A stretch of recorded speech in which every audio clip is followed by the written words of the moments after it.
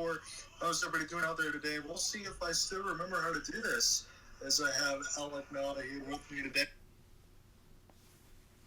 Ryan Lindgren and Jacob Truba, Johnny Brodzinski, Will Cooley, Capo Caco, Victor Mancini, and Braden Schneider. Jonathan Quick is going to get the start in net today. And for the Edmonton Oilers, Connor McDavid, RNH, Kasperi Kapanen, Leon Draisaitl, Vasily Podkolzin, Connor Brown, Adam Henrique, Jeff Skinner, Matthias Janmark, Derek Ryan, Drake Caglia, and Corey Perry. The defensive line is going to sound a little bit different, but it's still Matthias Ekholm, Evan Bouchard, Darnell Nurse with Troy Stetcher, and Brett Kulak with Ty Emerson. And Stuart Skinner is going to be the goaltender of record. Edmonton, their numbers of late, again, they're still a fringe playoff team. They're 10-9-2, but they're 29th in penalty kill at 69% and 22nd out of 32 teams in the power play at 16.7. Alec, how are you doing, good sir? It's been a while for me. I'm trying to get back into this. I'm just glad to see you in this broadcast. Yeah, I'm happy to see you again. Good to be back together. It's even here in Edmonton for the first time since Game 6 of last year's Stanley Cup Final. We sure are seeing two different teams in the sense of the trajectories of where they're going. The Rangers, they're still the same as ever. The Oilers, well, even through the snow, it looks like they're a different team.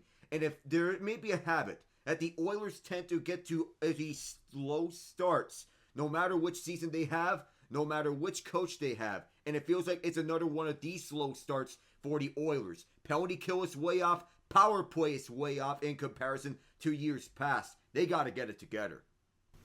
And they're going to be opposed by Jonathan Quick. Looking at his numbers was spectacular. 4-0, 091 goals against, and over a 970 save percentage for Quick. That looks like he is back in Los Angeles Kings prime form, John. For the looks of it. You think he found a fountain of youth? Yeah, he's got a good backup there alongside Igor Shesterkin from where he is. It's normally where he would be. Igor Shesterkin took a puck up high during practice, so he's going to be the backup today for Quick. Again, for the Rangers, we're used to seeing them where they are at 12-5-1.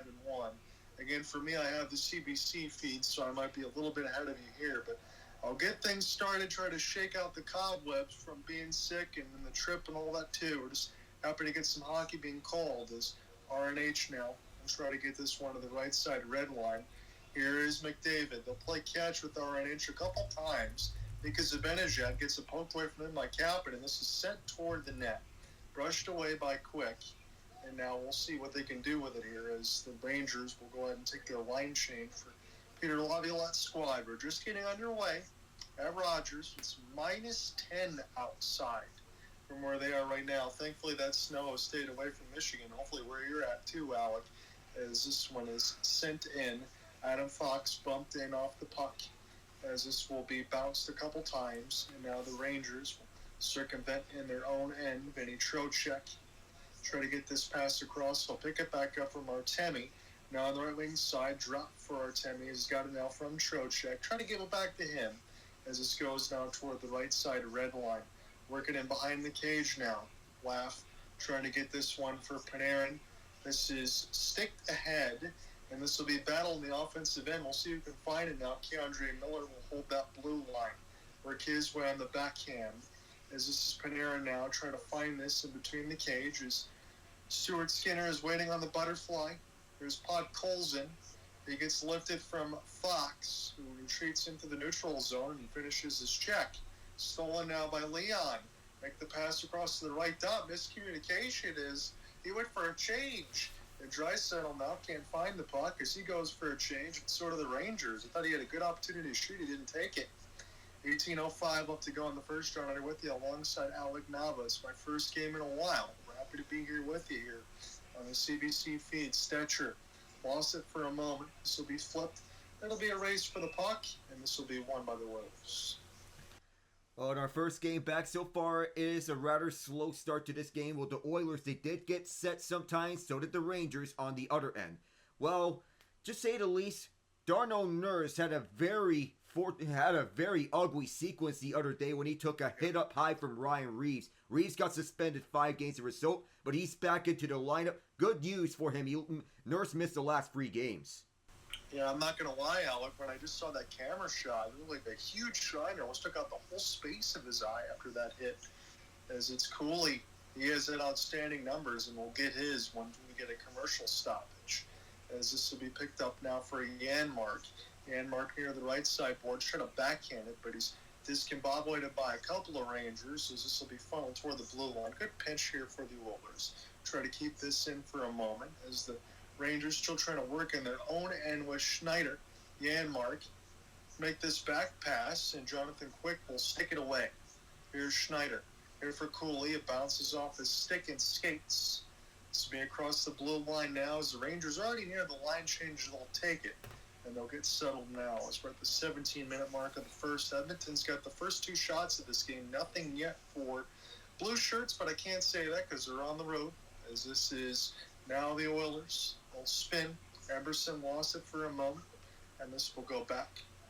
Picked up now for Darnell Nurse. I'll send this one around the embankment. And now an opportunity for the Rangers to try to get on this forecheck away from Kulak. This is and across the blue line, long shot from Trouba that gets sticked aside by Skinner. I don't know if it actually hit the stick shaft or not, but this is with the Oilers starting their own end. Their forwards will take a change. And now we'll start again. Edmonton trying to race it across the red line. Here's an opportunity for number 97. Trying to take that one end to end. Here's a slap shot. This one will stay in play. Bouchard tries to pick it up. Mika Zibanejad stuck in his own end. And now the Rangers will try to get this out. A couple stick lifts. Good work there for Edmonton off the dispossess. Here's Connor McDavid's pass. Good defense there for the Rangers to knock that away from the goal mouth, as this will bounce off the end boards. Bouchard leaves it now for McDavid. He's already touched the puck a few times off this shift. RNH will watch as this puck goes between his legs. And this will be settled back. Picked up now for Edmonton in their own end. 15:35 left to go in the first. John Ott with you alongside Alec Navas. We're taking in our first game for a while, but it's me that's been away. As this is across the left side red line. A pass across the seam.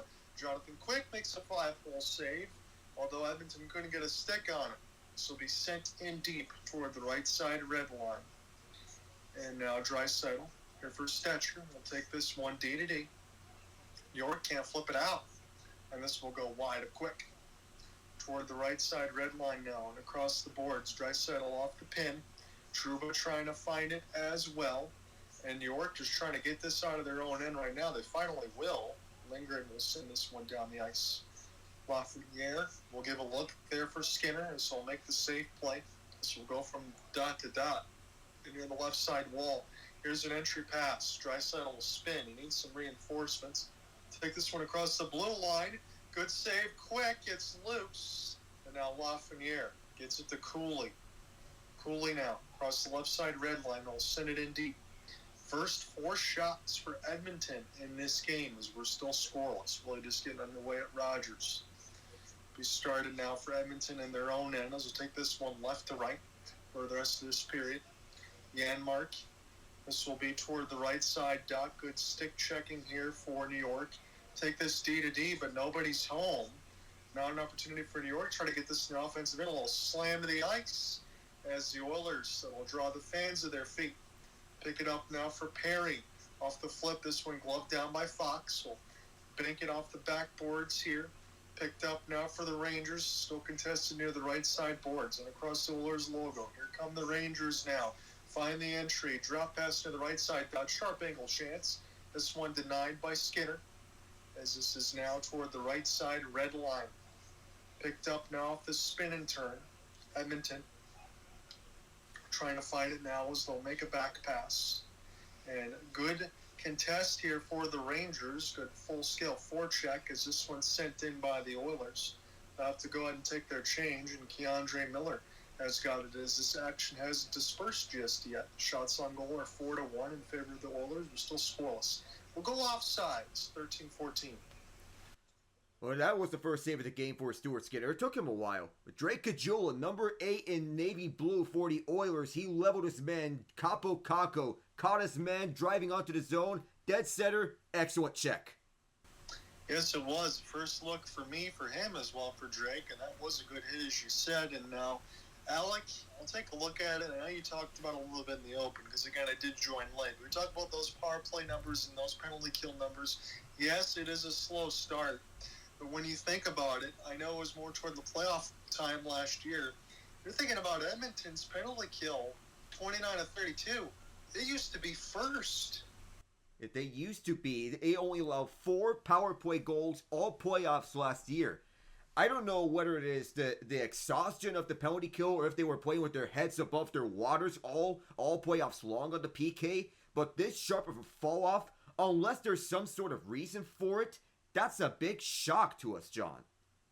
So I want to just step on your point a little further here. We got the break. So I know Pot Cole's in, some new names, Jeff Skinner. Some of those other names that they put in may be more offensively oriented, but still, it shouldn't change the number that much, correct? Yeah, it shouldn't. Even after losing Fogle and McLeod in the offseason, it shouldn't change the numbers that much. In the end, you still have Derek Ryan to showcase the defensive purposes. Leon Draisaitl might showcase a bit. McDavid in bursts as well. He can showcase some defense. Zach Hyman, that's who you have. But even though losing Philip Broberg stings, the offer sheet that the Blues made didn't make a lot of sense to the Oilers. But Holloway, the Holloway one still stings to them. I think so. That's probably the biggest loss. I agree with you there. We can talk about some of those other numbers. We'll talk about these as well very quickly. Stuart Skinner, 333 goals against, 876. Calvin Pickard, probably what you expect, 4-3, 244, 893. Those numbers will get better. I know people get tired of having the goaltending tandem conversations, but you have to. Those will improve.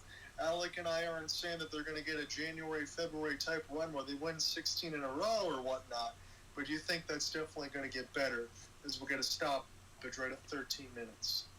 Wow, it looked like Ryan Lindgren went up and over. I thought there was a hit attempt from one of the Oilers. Do keep in mind that the reason why Kasperi Kapanen is on the top line, the Oilers don't have Zach Hyman and they don't have Victor Arvidsson. They're on the IR with undisclosed injuries. Yeah, they are. And even for Zach Hyman, Alec, his numbers are not where we expect them to be. No, they're not. Even for this fall off, you would expect that he would be up to that goal scoring department of 50 such. So we're back underneath the action here, about 12:50 left to go in the first. Here's Mika Zibanejad off a 1-on-2. He takes the wrister, fans on it for a moment, as this is still in behind the cage. Rangers will take this one smartly off a puck battle, let it fall to D. And now this is Edmonton. Here's McDavid. He's got the pass across. Good diving play there for Jacob Trouba to knock it away. Big save for Quick. This one bounced up in the air as the slap shot for Ekholm reached 96. Now Trouba trying to get this out, but he needs some help. It's McDavid with the steal. Takes two players to dispossess him with the puck and a smart pass for Mika Zibanejad. Started here for Artemi Panarin.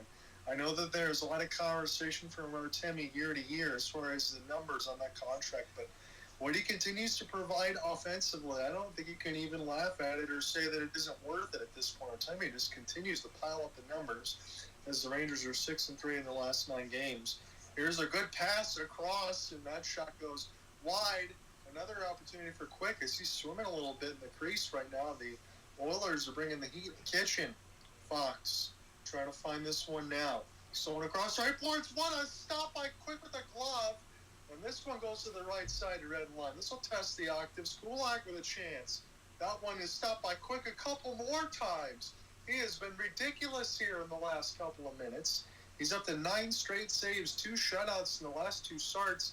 How about 61 straight? Now at the 9, that's 70 straight saves without a goal so far. As we got 11-15 left to go in the first. So Jonathan Quick has already had to get some preeminent chances. He stopped them all. This one now on the boards up a clear. Oilers intercept again. They've looked good of late here, as it's now an opportunity for Edmonton. Pick it up off the backhand. It's loose, and now have to get the back reinforcements here for the Rangers. And across the wall. Here's Will Cooley. Take this pass a little more calmly here. As Lafreniere take a look, it's stolen away from Skinner behind the cage, but Edmonton able to get away with this unscathed. Bounces off a stick, goes up and on a play. 10:42 in the first. Yeah, you mentioned to me, 70 straight saves for Jonathan Quick. At age 38, that would not be expected from a guy of his caliber, but here we are, especially on one of them that was tipped wide from Vasily Podkolzin, picked up from Vancouver in a trade, but Jonathan Quick pays attention to his one-timer well perfectly. Dead center over at the top of the left circle, excellent snipe, better save from Quick. Yeah, and I want to say this, Alec, to jump on your point, his reflexes and everything else, I mean, he looks absolutely locked in from what we've seen Jonathan Quick. And I know you talked about it before alongside the LA Kings and the Vegas Golden Knights, 3-time Stanley Cup champion. He looks just as good as he always has. As this one shoveled toward the net by Kapanen and be held by Quick. Well, that was a rather awkward-looking sequence for Ryan Nugent-Hopkins. A sharp shot from the bottom line that was careening wildly over towards Jonathan Quick. But that was a low percentage shot, and it looked like it was almost on its way in, but Quick sealed that off right on time on the glove side. Yep, toward the right post. That looked like you said, it had some space there, but he was able to get a glove on it, hold on. So Ryan now trying to get an offensive zone draw. He cannot. So Kapanen claimed off waivers from St. Louis on Tuesday, now joins Edmonton. So quick pack your bags and go to an offensive, powerful team here like Edmonton. I think you should be able to fit right in. He sits in the top line right now. This is Lindgren. Try to find him between his skates. Will take a D-to-D. Shot toward the net. It bounces up high. There's all sorts of bodies toward the net. As this gets funneled towards Skinner, he says no with the stick shaft. And now the Oilers, it's a 4-on-2. What can they do here? Ryan, sharp angle chance. This bounces before it right quick. Be off the glass. Darnell Nurse will glove it down. They'll pick up and hold now. As they'll take some forward change for Chris Knobloch's squad. Darnell Nurse will wait. As all the reinforcement gets settled, it's 10-4 on the shot board for Edmonton, so you got to like their start. Scored 2 goals or less in 3 of the last 7 games for the Rangers, but they're 4-3 in that stretch because they've had outstanding goaltending, as you would expect. Podkolzin and across the wall, try to get this one now. We'll take this for Leon Draisaitl. The lefties trying to use their backhand against the boards. As this will go to the left side blue line. Shot through the traffic, gets blocked. Jonathan Quick again goes from left to right post. This goes D-to-D. He'll take no chances and hold on. So 12 saves to go on with. How about 73 straight saves for him? But that 4-on-2 looked like a rather awkward sequence for Edmonton. It looked like there was room. It felt like the Rangers, they were forcing them towards the outside, making them take no chances towards the net. But a massive of humanity right in front of Stuart Skinner right before that. The Rangers, they were hungry. But the Oilers with a rare defensive shutdown sequence this year. Yeah. So, Alec, let me just take the opportunity while we have it. How have you been? What have you been working on? Yeah, I've been doing good, John. So, as of late, the main focus has been NBA Cup. The thing is, about every NBA Cup I've broadcasted, it's been offensive shootouts. 2 of those were failed comeback attempts from Cleveland and Denver, respectively. But it's been shootouts left and right. Golden State over Dallas, Lakers over San Antonio, Boston over Cleveland, and Dallas over Denver just recently. It's been fun, this NBA Cup. That's good to hear because, again, you talk about Boston and Cleveland. I was able to watch a little bit of that game when I got home to see what you were talking about because that was Cleveland trying to go for a 16th straight win, and Boston had a huge lead. Cleveland able to cut into it, make it a game before Boston ended up giving them their first loss of the year. I mean, the Cavs did give the Celtics a scare, but it's safe to say, John, both teams got what they wanted out of this game. The Cavs showed that they are a true contender after all. Even though they still need to work on their defense, they have arguably the best offense in the league. But the Celtics' key has been free-point shooting. They're the best team at catch-and-shoot frees. Yeah, I think they hit something like 25 threes or more in that game. You definitely know because you watched it, covered it. And it was absolutely ridiculous. And I think alongside for Kenny Atkinson, even though we know he's a good coach, he'd split some time with Brooklyn. He's been around the coaching staff, but now first time headlining here for Cleveland. I think he's probably happy with the way the team has played as well. Yeah, he is more than happy with it. It's a Golden State Warriors type of offense, and he has coined it exactly to that perfection. So Jonathan Quick has not allowed a goal in over 139 minutes. Alec and I covering this one tonight alongside. Happy to be joined by Alec. I wasn't even expecting. As we get 9 minutes left to go in the first, the slap shot goes way wide and across the boards. I have a plug in my phone there. As this goes now near the right side for Miller. Draisaitl now off his backhand. This can't be held in. This will be a race for the puck now. It's Lafreniere. He'll be the first to it. Laff will take the shot. This one goes near the left post as it was stopped by Skinner. Laff now for Keandre Miller. We'll take this one D to D, and this is easily intercepted by Draisaitl. And across the Oilers logo, it's Fox. Fox now with Miller as they split the defensive pair. Here's Fox still looking for his first goal on the year, but he's got a ton of assists as we got 8:15 left to go on the first shots on goal are 12-5. It's Panarin. His pass way too hard. It bounces off of Fox, who says to send this one in deep. Still an easy race for the Rangers to get to as it's in the high slot now for Panarin. We'll take this one and they'll bounce off the Oilers, and they'll try to start in their own end. Darnell Nurse will loop around his own net as the forwards get a change here. 7:50 left in the first. This will be stolen by the Rangers and then almost picked off again by Janmark as the pass could get onto the zone. This is still in between Capo Caco now, between his skate blades. And now picked up by the Oilers into the neutral zone. That's off Janmark's left skate. Braden Schneider try to take this for a ride and on the boards. This will be flipped into the players' bench. 7:25 in the first. Well, after Edmonton won 5 of their last 7, they have lost 3 of their last 4. So perhaps a quick turnaround would do wonders here, but the Jonathan Quick is not doing them any favors so far. He's been near unstoppable. Yes, he has, and I'm going to continue to monitor that as much as you are, Alec, in this one.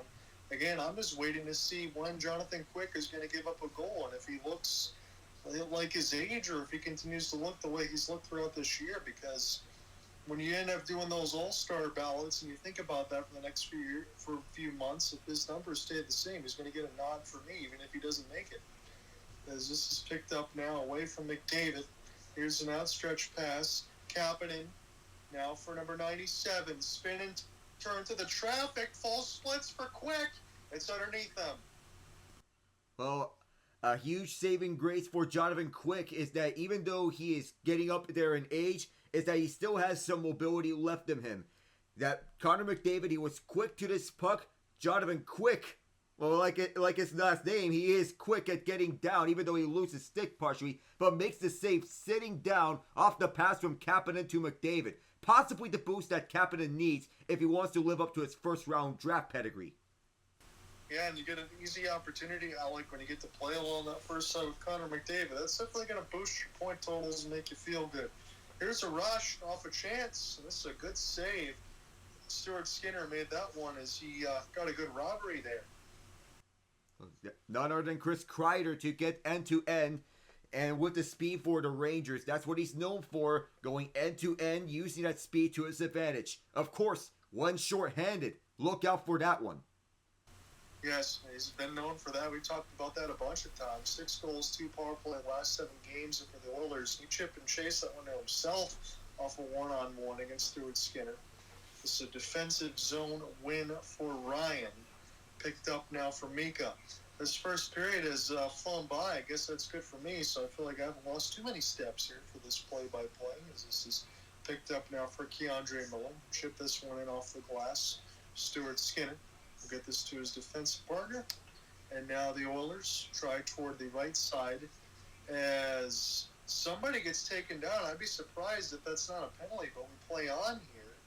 Picked up now for Kreider. Tried to send it up here for Zibanejad. Gloves it down. Partially gets held up a little bit. We'll take this one off the wall. Artemi Panarin will recollect. Send this one in behind the cage. And it bounces right to the Oilers as they can start again. This has been an eventful first period, but Jonathan Quick has stopped 14 of 14. And right now, that's why it's still scoreless. Stolen again by the Rangers. They're trying to kill some time. Picked up now for Panarin. He'll drop it, but he didn't drop it to anybody. This is a good reverse hit there for Panarin as he knocked Draisaitl down. And now this will go across the Oilers logo. Draisaitl will try to find it again, but this is picked up across the logo one more time. Start it again. Off the back skate, it's Kulak. 5:30 left to go on the first shot with you alongside Alec Nava. Pleased to take in this Hockey Night in Canada nightcap. As this one's sent in, good defensive play there for the Rangers, and Schneider able to get a stick on it for a moment. Johnny Brodzinski bounces up in the air, try to get it out of his own end, pass too hot to handle. We'll take it from dot to dot. This will be chipped in off a skate blade, so there is no ice here. Still underway. Got 5 minutes left to go on this first. Derek Ryan, fourth line time. Yeah, Gajula will shoot it. This one will be saved by Quick. That was a pretty good shot. This will be sent in across the blue line. This will be iced. What I do like about this fourth line is their checking ability. Whether it's Kajula or it is Derek Ryan, you could probably insert another one of those fourth liners onto the bottom line. Probably you would not be wrong if you're Edmonton. That physical aspect is still there with them. Corey Perry still provides some to some degree. I did not expect that. Like, again, as you gave me that point there, I'm looking at Artemi Panarin to get a reverse hit on Leon Draisaitl. Didn't have that on my bingo card. Me neither. He's not really a physical guy, but that time he laid the boom on Draisaitl, something Draisaitl's known for. So 12 goals for Draisaitl so far, 3 game winners, just 1 on the power play. So a lot of even strength goals there for Leon. That's what you want. You know they'll get their power play numbers improved. Connor McDavid did an excellent job trying to keep this puck alive. Now it's Bouchard. As this bounces off of Leon. Good intercept there for Cooley. As this will be stolen by Bouchard. This is still very tenuous here between the dots. And again, you keep talking about Connor McDavid. I have to mention that every time. It takes multiple players to dispossess him of the puck. Here's Perry. Now for McDavid off the half spin. Leaves. Good save, Quick. Full sprawl. As the Rangers now able to get that out. He's been so good in this first opening 20. It's the reason why this game is still scoreless. Draisaitl now slowly around the embankment. Keandre Miller can't find it. Draisaitl trying to get away from the zebra. Here's a slapper right into the breadbasket, and Quick's got it. What's that now? 78 straight saves for Jonathan Quick? He's been outstanding for the Rangers in this hot run that he's been having in the games that he's been starting. Full systems go, and there's no stopping it. And you said it best. It takes multiple players on McDavid to fully dispossess him of the puck. If it's 2 players, most likely he's just going to split the gap. Yep. That's what we've been seeing, Alec. And again, I'm so glad to be able to join for this game because honestly, you talk about McDavid, you talk about Draisaitl. Again, I'm glad that we've mentioned Jonathan Quick as much as he have because they've been an off from what we've seen in this first period. He had chances from the point, chances in close, chances off the post, chances near and far. I mean, he's seen it all right now. He's been tremendous. This has been a really good first period for the Oilers, if not for Jonathan Quick. You know, you would expect the Oilers to get on the board had it not been for Quick. At this point, you would agree? Yeah, I would have to say maybe the Oilers probably get on the board at least twice the way that they've played so far. Yeah, I mean, it's full-scale attack, and they're heavily outshooting the Rangers, who rely on a mostly defensive game, or that defense comes mostly from their goaltending. But the defense or the defenseman has been there and there. Adam Fox, Keandre Miller. Jacob Trouba had one good play earlier in this game where he made a sliding poke check to deny a 2-on-1. Yeah, we've had some of that. I know that there's been some Rangers fans that are kind of talking a little bit about the mix in between Keandre Miller and Jacob Trouba, whether or not that second line pair is as good as it used to be. I know those numbers can be fitting a little bit here and there. I still think it's a good defensive team. I still think that maybe some of the offensive players for the Rangers are getting older. But whether or not we have any concerns, if Jonathan Quick continues to play the way that he is, and Igor Shesterkin can still play the way that he is, I still expect the Rangers to be at worst a second-round playoff exit. They're going to do pretty well. You know, the Rangers are at my best. I have them at the best winning the Stanley Cup this year, but anything can happen. Florida's still up there. Edmonton could get hot at the right time, and we expect them to. That's all Edmonton really needs. Again, we saw that in January last year. Again, we covered one of those games during that stretch. And if Edmonton gets that way, when you have players like Draisaitl and McDavid, and again, it was the others that also scored a ton of goals. They did lose some depth, but all they need is to get hot a little bit, as you said, and they'd be just where you expect them to be, Edmonton. Who knows if they're going to win a Stanley Cup, but I think they can still play for one. As this goes down near the right side wall, kept in now for the Rangers, but this is picked up now for Matthias Janmark. He played one of those heroes. This is now toward the right side. Skinner, cross pass. This one blocked, and the second one hits quick, but he makes another save. This is toward the right side. Boards, heavy hit. Knocks down one of the Oilers. Here's Kreider.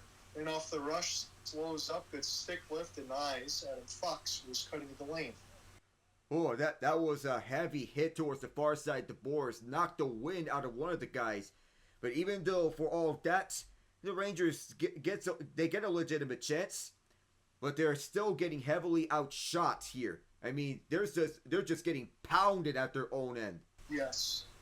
And Alec, I know when you get set to take over the second here, you would expect one thing and one only: productivity for the Rangers to be bounced up a little bit, because right now they're getting heavily outshot, as you said. But we'll see what the Oilers can do, because if they play any better in the second period, you still think the Oilers can win this by multiple goals. Schneider with a heavy hit across the right side board, so physicality's been good for the Rangers. Mancini now trying to find it. Good steal here for the Oilers. Toward the right side, again, Draisaitl gets double-teamed, loses it. Lafreniere toward the other wing with Panarin, blows a tire. He had nowhere to go.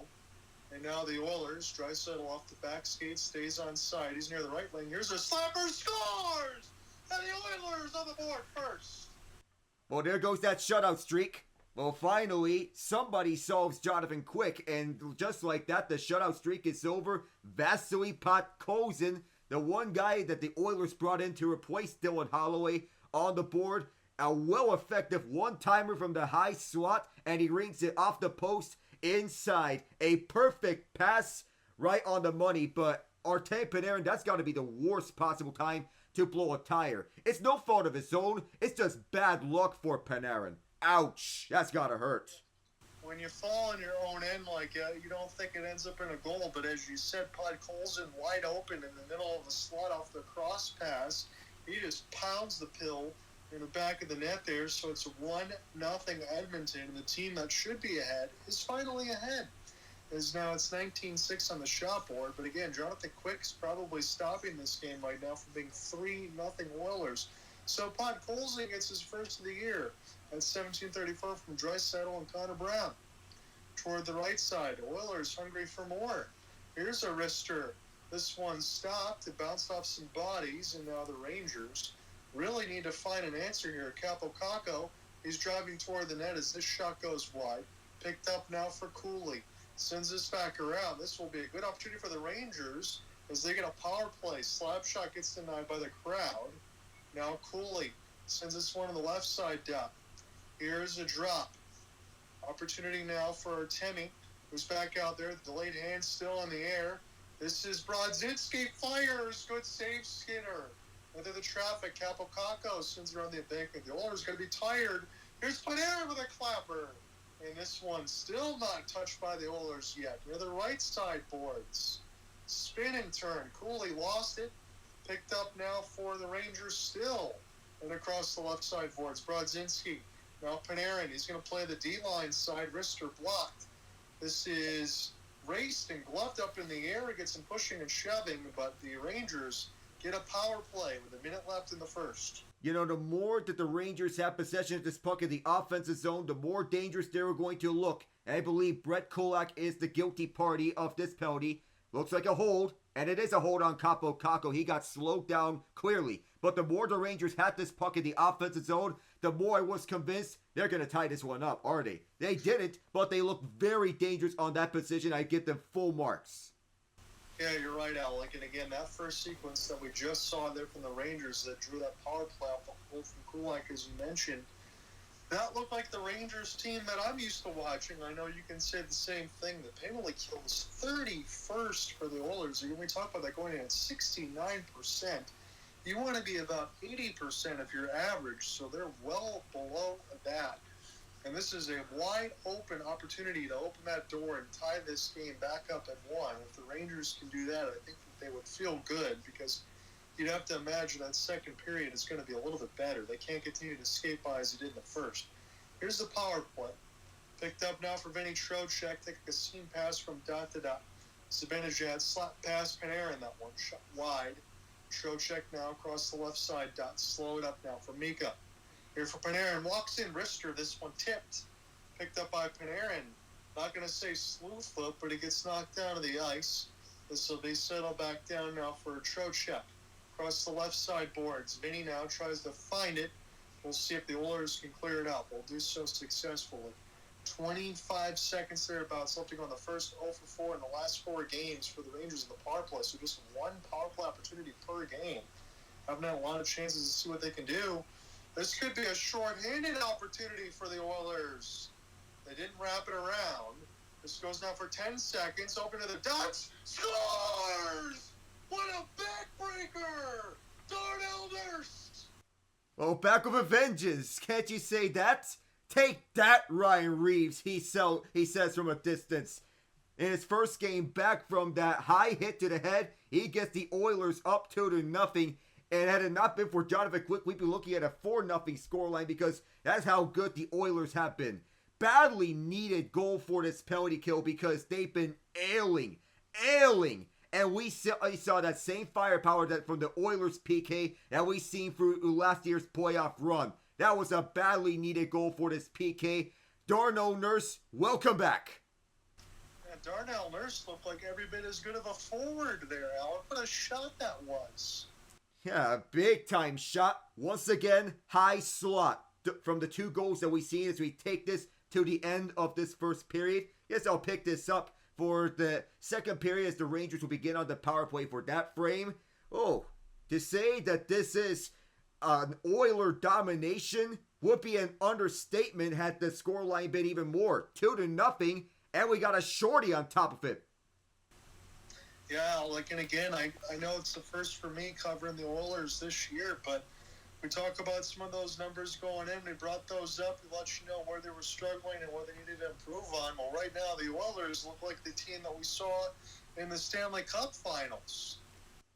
And once again, it sparks back to the question of the alternate universe type of thing. If they end up winning the Stanley Cup, possibly they don't make the moves that they did this offseason. Possibly they go on and promote Jeff Jackson to general manager. Possibly Ken Holland gets a front office role in a higher spot.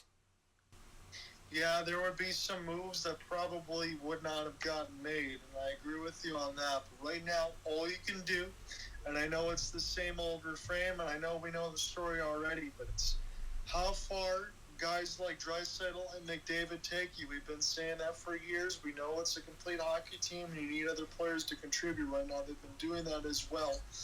But it falls on their shoulders, and again, they have to lead the way. And you can almost say this unfairly, but we know what we're going to say here. It's not about what the Oilers do in the regular season. They're just expected to make it. It's about making deep runs. And games like this can show you that Edmonton is still as good as they were last year. Yeah, it's not in the same fold as the Angels with Trout and Shohei. And because the Oilers, they managed to get to compete for the playoffs, and they have a well-rounded team that ownership is addressing the issues on a consistent basis, and to keep building around Connor and Leon. Yeah, you have to do so. And again, Alec, I know we're going to go into the scoreboard. I shudder to think what we're going to say about both of our teams, but I'll let you lead the way here before I go on my mini rant. Well, I'll say the Penguins, just to say the least, I've been holding this onto here, but I think it's time to press the red button. I mean, when you look at it, you're supposed to build around a team, but now, with the core getting older and the players getting older, I think it's time to press the red button. Because this team, as it currently stands, is not built for playoff contention. Yes, it's nice to have Sidney Crosby score a 600th career goal, but if you're going to just stand back and be complacent and not have a clear plan around, just what are you doing? Just don't ask any questions. and just press the red button. It's time. The fact that attendance numbers are down just points to that. The fans are, there are not a lot of fans over Pittsburgh games anymore, and these types of results may be why. Utah earned this one. Pittsburgh, the Penguins, I don't know what the plan is, but there's a reason why I wasn't really high on the Pens. Fringe playoff team at the highest, but I'm not really that optimistic. So again, and I'm not trying to throw this in your face because I got plenty to talk about with my own Red Wings team. You're a smart man, though, Alec. Again, you want to see the milestones for Sidney Crosby to get that 600, but that's not what it's supposed to be about. They got to make the playoffs and be competitive.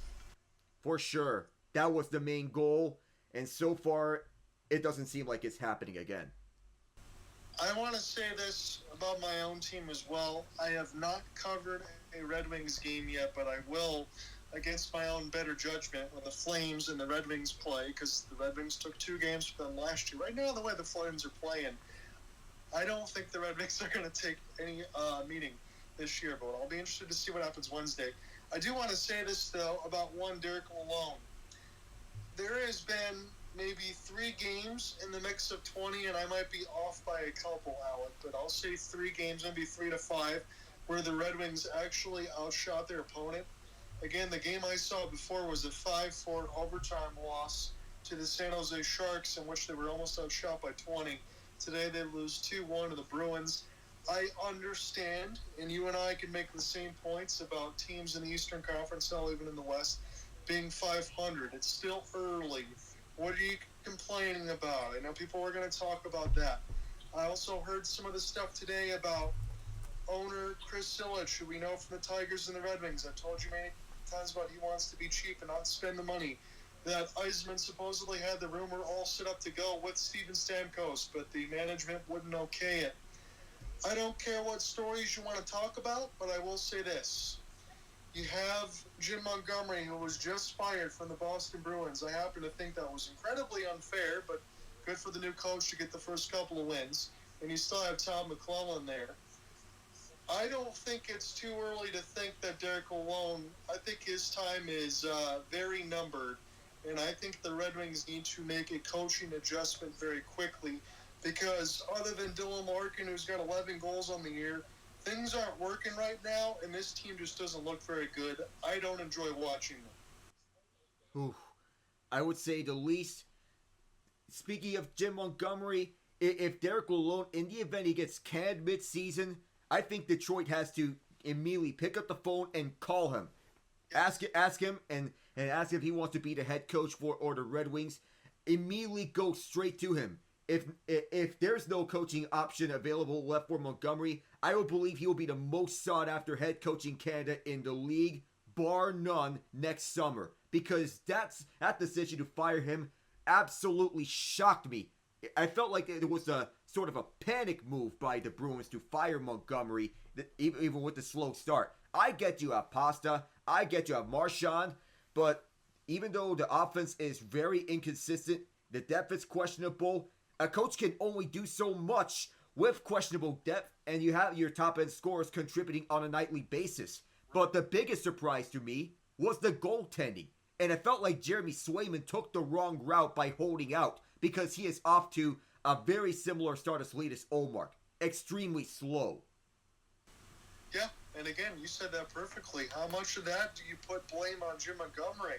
You can't put blame on that, because again, when you had Ullmark and Swayman, you're the best goaltending tandem in the league, and that covers up any of the inconsistencies you have in an aging Bruins team. And you also made those big additions for Zadorov and Lindholm. I'm not saying they're not great players, but Boston's got a lot of holes that they got to deal with, and I'm not necessarily certain you fire a coach that has, a 78% win percentage over the last couple of seasons and a half, Alec, and think that that's going to be the difference. And don't get me wrong, I'm happy for Joe Sacco, their new head coach, in getting their first 2 wins. But that felt like a panic move. Then again, they're trying to... What Ian told me about the other day is that the Bruins, they may be trying to do what we did in 2016, what the Blues did in 2019, and what the Oilers nearly did last year. power play maneuver trying to win a Stanley Cup. It doesn't work all the time, but very rarely it works. And last year, it almost worked. That could be the case, Alec. I'm not going to say that Ian is wrong on that thinking because it does happen. I just don't know if this particular coach is going to be the one to do it. I still think Boston has some problems, but we'll figure out what it is. Speaking of problems, but they don't have to worry about it today, the Nashville Predators, yes, they improved. They win 4-1 against the Jets. They're now 7-11-3. Are the Predators going to figure it out? Well, following the trend of off-season champions, I think it may be a slow start, but I think when they turn it on, they may turn it on. I've been waiting for the types of long stretches in which they finally figure it out. If they have to do it, then likely we may see it more often in December, January, and February. In those months, we would see the true form of the Predators. By then, we can figure out what the Predators truly are. Because right now, 7-11-3, you're in the first quarter, they were way off the pace. But probably it was a rather slow start. But if you're signing aging players, it has to pan out. Yeah, it does, because if it doesn't, then you got them on long-term deals, as we talked about, and that gets a little bit tough. Again, the Colorado Avalanche, they're able to take a 7-4 victory against the Florida Panthers. That's a good thing for them as the Avs improved to 12-9 on the season. Again, no overtime loss points there to speak of just yet. Are there any teams early? I know we can go through the scoreboard, Alec, but are there any teams early that are surprising you in a good way? Calgary. I may have said this time and time again, but Calgary has surprised me in a good way. With the pieces they have, they weren't expected to compete. But now with the Flames, I'm getting vibes of 2015. Young core that has been shocking the league time and time again. With Ryan Huska as their head coach, and they got some young key pieces to build around. Connor Zary, that definitely rings a bell. Martin Pospisil also rings a bell. Yeah, you have Nazem Kadri, but also I would believe that this guy I'm going to speak of next may be the real deal between the pipes. Dustin Wolf. He didn't play today against Minnesota, but Wolf is building on a potential Rookie of the Year case. He might be up there if his goaltending numbers hold up. I'm going to say this again, might give Macklin Celebrini and Matvei Michkov a run for their money. So here's an interesting part, because again, I'm going to cover them on Wednesday when they play the Red Wings. They get to stop in Ottawa, and then they go to Detroit. But Ottawa Monday about a 7:30 Eastern side. And again, Alec, you talk about a little bit of a surprise as the Flames sit 12-6-3. They're 9-3 at Scotiabank. They are in first in the Pacific. Well, you look at that. They're out here surprising other teams, even some of the other surprises like Winnipeg and Minnesota. Sure, Minnesota took the loss to Calgary, but those are two surprise teams that have took me by surprise in a good way. Calgary as well. Those three are definitely up there. Washington would be my fourth surprise team that has surprised me in a good way. I know you talked about some of the off-season additions like Chychrun and things like that for Washington. That looked good. I know I've been away for a while, but I got to get your thoughts, Alec. I think Ovechkin, I think it's the tibula, and he might be out for like a month and a half. It's really the first significant injury we've ever seen from Mr. Ovi. Yeah, for him to stay this durable and to keep that consistent scoring pace year after year, it is impressive that he continues to stay healthy time after time. And it may be a blow to his great chase for Wayne Gretzky and his scoring record. And even though, let me say this, week to week is better than month to month, because that one looked rather scary for Mr. OV. Good thing he's out until at least late December, which I can say he can return at the earliest. Early January at the latest. I would say the way that he's playing, Alec, up until the injury is probably as good as I've seen Ovechkin play in a long time. Yeah, 15 goals in 18 games is no joke, Mr. John Ott. No. And again, wasn't it last year we were thinking, I know we were all saying he was going to break the record, but you're kind of wondering, Is Ovechkin slowing down? Is there going to be in reach? And right up to this point, he was smashing all those numbers, and hopefully he can get back soon because the Capitals, they sit at 13-6 and 1 on the season. They're really good. That Metro is very contested. I know the Devils are ahead of it now with 30 points, but with all the stuff in Prague and all the other games that they had before, I think they have like 4 extra games played above everybody else. But that Metro, and between Carolina and Washington, and even the Rangers, who have to sit in wild card 1 right now, I mean, good luck with that because that's very heavily contested. Yeah, the most dangerous part of the Rangers, they've only played 18 games so far. As a wild card, so those numbers are pretty much skewed. That the Rangers have played 18 games, but they have not caught up with everyone else. In fact, they're the only teams who have currently played 18 games. The only other team outside New Jersey to have played 23, the Sharks. And the Penguins. You have the Sharks and the Penguins. They're still going to have a little bit of work to do. It looks like from the last that I talked to you from the beginning of the year that good start and good fortune for the Utah Hockey Club. I think we can say that's been thrown right out the window, correct? I mean, they're more of where we expected them to be, right around the middle of the pack. But they're a fun middle of the pack team. I'm looking at this graphic for Sportsnet for a moment. I think they're going to start to do 4 Nations face-off roster reveals very soon. So I know when they do that, you and I will be messaging back and forth. I do know, and around my birthday, around March 22nd, will be the semifinals and finals. That'll be at TD Garden in Boston. I want to actually try to get a ticket because I don't care if it's not Team USA. If I get a good chance to see Canada, Finland, or Sweden playing the 4 Nations face-off, I think I got to do it. Hey, any opportunity, John? Possibly USA versus Canada. Who do you think? Because I know that they're talking about Connor Bedard. I happened to see him live not too long ago in Seattle, but he's on a little bit of a goalless streak right now, is Mr. Bedard. Who do I think what? Do you think he's going to make it to the 4 Nations face-off on Team Canada? That's a toss-up.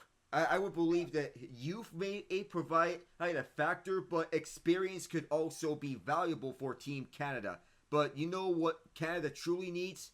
Goaltending. Because if you're looking at goaltender options for Canada, it's not really too deep for them. Not by the likes of USA with Hellebuck, Finland as Saros. Canada, I would believe Jordan Binnington could be their top goaltender. Jordan Binnington is pretty good, but he also gets a little flighty and a little bit hot and cold. I think that's fair to say. Yeah, so if he's your best option, I think you'll see the Jekyll and Hyde of Binnington. If it's, let me see if I get this correctly, because it could be way off. For Philip Gustafsson, would that be Team Sweden? Yes, Team Sweden. Okay. So yeah, there's some really good goaltending competition. I'm glad that you brought that up. I think at least for Canada, if they're going to have any sort of weakness, it probably is between the pipes. Yeah, I would believe because Binnington, he is good and possibly can compete with among the top goaltenders, but he's not someone of the caliber of Hellebuck or Saros, to say the least. That'll be interesting to continue to watch. And across the board, I'm looking at some of the standings right now, Alec, and a lot of this stuff is close. And I know I talked about the Red Wings a little bit earlier. I don't think they're making the playoffs. I know they usually say that around Thanksgiving, which is next week on the American side, that if you're around it, you probably make it. I'd like to see them be a little bit more consistent. Hell, even teams like the Blue Jackets have a better record right now than the Red Wings do, and we know the story behind that. I hope to wish them success. And from what I've seen from the Flyers and Michkov, he looks like the real deal. Yeah, Michkov does look promising. The Blue Jackets, we were wondering where they came from, but that coaching change for Dean Evison, It is working for them. Yeah, it is. And again, we'll continue to monitor. I know the Jets lost today, but they're still 17-4. They're pacing the league with 34 points. We'll continue to see. We know the Jets are going to be a playoff team, but whether or not they do some damage in the postseason, that's all about that. Minnesota's had a great start. As Alec mentioned, Dallas kind of hanging around at 13-6. We expect them to be in that spot. I want to know, too, if Seattle Kraken can make a little run in the wild card, but there's a few teams that are probably out of it already, and that's probably the Sharks and the Blackhawks, and then back on the end of it. Even though we knew Montreal was going to struggle a little bit, I thought they'd be better than 7-11-2, and probably even the Senators, who just continually struggle every year. Oh, the goaltending has been a massive question mark for Ottawa. Even with the goaltenders they acquire, it just feels like it doesn't pan out. Montreal, they're in the midst of a rebuild, so struggles are anticipated, but I just wish Patrick Laine hasn't been injured here so many times, because if you're wanting to talk about one of the more unlucky stars of the NHL, Laine's got to be up there. Yeah, because you had Alec essentially in his second year in the league. He was a 40-goal scorer. You get set to take it away. Edmonton scored a late, short-handed goal with Darnell Nurse to make it 2-0. It's New York on the power play. It is second period. Alec Nava, John Ott here with you. And we welcome back John over to the broadcast booth. I know it's been a long time since you last done one of these. Fox from the deep right point, kicked out by Stuart Skinner. And to differentiate between the two Skinners, because there's a Stuart Skinner and there's a Jeff Skinner. Oilers on the PK. Just got it out as Fox could not hold the zone. 23 on the man advantage. Skated back inside by the blue shirts. Panarin tried a deep cross pass, nearly picked off at the far corner. Goes right back over to Fox. Casually tic-tac-toes around Zibanejad, Panarin, right circle. Panarin with 8. Trocheck, Fox holds. Fox, shot was blocked, and a race for this puck. It will exit the zone, that will end the penalty. The Oilers got exactly what they wanted on the PK, not only to kill it off, but also a shorty right in front. And nothing was there, a little bump on Stuart Skinner. Panarin, he fed on the shot. And now this goes back towards to the deep right point, but that pass was blocked, and Edmonton picks it back up. 2-0, and the first 2 goals that Jonathan Quick has surrendered in quite a while. That ended a save streak of 78 straight saves. Oilers with it towards center. Fed it up through the middle. Here comes the break. Draisaitl turned away point blank, and he goes down. Over to the right point. Here's Bouchard. Draisaitl back up. There'll be a penalty against the Rangers, and I believe that was for the knock on Draisaitl. And I wonder, as you talk about Panarin in an earlier sequence, you had Zibanejad out in front of the traffic. If he doesn't fan on that, it's probably a 2-1 game. And then as the puck goes the other way, Draisaitl a little bit of a break. I think he got partially tripped in near that boards. They've already scored a short-handed goal. We'll see if the Oilers can now score a power play goal.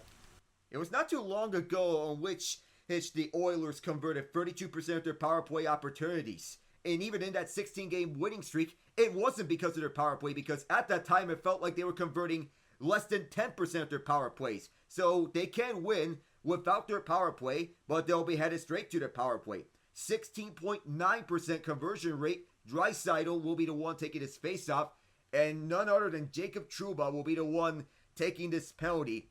And here come the fans asking, why is Trouba the captain? Well, he does provide physicality, but you would think that Chris Kreider would be one. Set up by Stewart over to Evan Bouchard, and Stewart as in Stuart Skinner, not to be confused with assistant coach Mark Stewart. The far side, Draisaitl, one-on-one with Keandre Miller. Very slow pass, easy read for Zibanejad, and here come the Rangers shorthanded. Zibanejad takes us in near side. Zibanejad, easy glove save for Stuart Skinner. He'll leave it on for Bouchard. He is set to get a new payday after this season. This is led inside for McDavid. Drop pass over to Perry. Perry can't find a man, and the Rangers go back shorthanded again. Trocheck with it this time. Centered up front for Ryan Lindgren. That pass is picked off, and here come the Oilers the other way. Might be a break. 3-on-1. Here they come. McDavid off the post. Held inside by Perry. Dropped it back over to the point for Bouchard. McDavid leaving it over to Draisaitl at the far half boards. Back to McDavid. Draisaitl again. Has a good eye for the net. McDavid one more time. He and Draisaitl switch spots. Goes to Dry. Dry looking over to Bouchard. A slapper. That one went at 92 miles an hour. And the Rangers, possibly a 2-on-1. They instead dump this in down straight away through the near side. Possibly a unit change. Here is Bouchard over to the far side.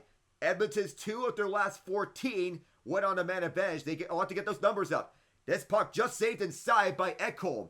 Through the far side corner. Oilers trying to look for a lane.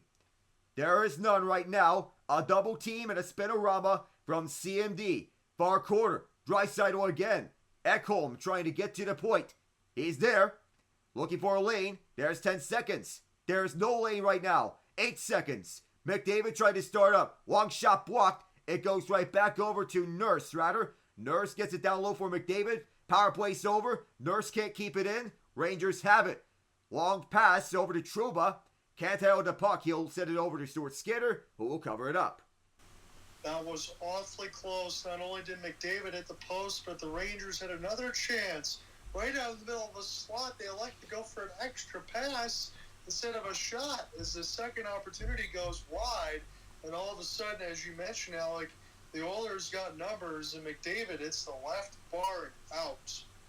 That has got to be one of the most painful feelings in hockey, where you fire it wide open and all you hear is a ding. You don't hear the net. You don't hear the crowd buzzing. All you hear is the ping of the goalpost. Oilers are back in. A quick shot. Gloved down by Jonathan Quick, who was indeed quick to it, stopping Jeff Skinner. Yeah, that was a robbery there. Skinner, he was trying to go high glove side to the right post, and Quick had none of it there. And we just mentioned it with the Rangers. Couple chances when they probably should shoot the puck. And again, their shots on goal dictates that they need to do more of that right now. It's 23-10 with the Edmonton Oilers up by 2 with 16:08 left in the second. Yeah, they were outshot in more than 80% of their playoff games last year, including the entirety of the Carolina and the Florida series, as the Rangers, they get this down. Last touch was an Oiler, though. Stuart Skinner was way out of his net, so he had to be careful. Right for this puck towards the Rangers zone. No icing. Keandre Miller cut off. Oilers trying to attack. They can't. And Panarin initiates a long stretch pass towards center. Sent inside by New York through the near side boards. Oilers pick it back up. Now the Rangers again. They'll try again, this time for the far boards on this dump-in. And the Oilers get it out. All the way through center. Cannot be gloved down by Janmark. And the Rangers try again. Near side boards. Panarin fighting Zibanejad. Lead pass and another drop for Zibanejad. A long shot patted away by Skinner. Comes right back to him. Rangers fighting for this puck. It's behind the net. And here's Lafreniere. Lafreniere, this one deflected up. And right onto the breadbasket of Stuart Skinner. That was a scare. Yeah, it was. It just popped right up in the air in front of all the traffic as we get some highlight reels for Pod Colson trying to finish off some of the stuff for the former Vancouver Canuck, but he's bringing some of the scoring touch to open the scoring here for Edmonton. Yeah, he used to be one of the top prospects for the Canucks back then. That the Oilers are bringing in for the very reason of defense and consistent goal scoring. He has 3 goals in 8 shots in his career against the Rangers. So how's about that for him? 5:13 to go in the second period. Oilers winning 2-0, and even straight going to shorty. Ryan Nugent-Hopkins at the far corner. Give and go. Nuge right back over to the far corner on matchup. Mancini watching his man. Back to the point is Bouchard. The pass blocked and exits the zone. He'll have to retreat back to this puck to pick it up. Away from the approaching Rangers.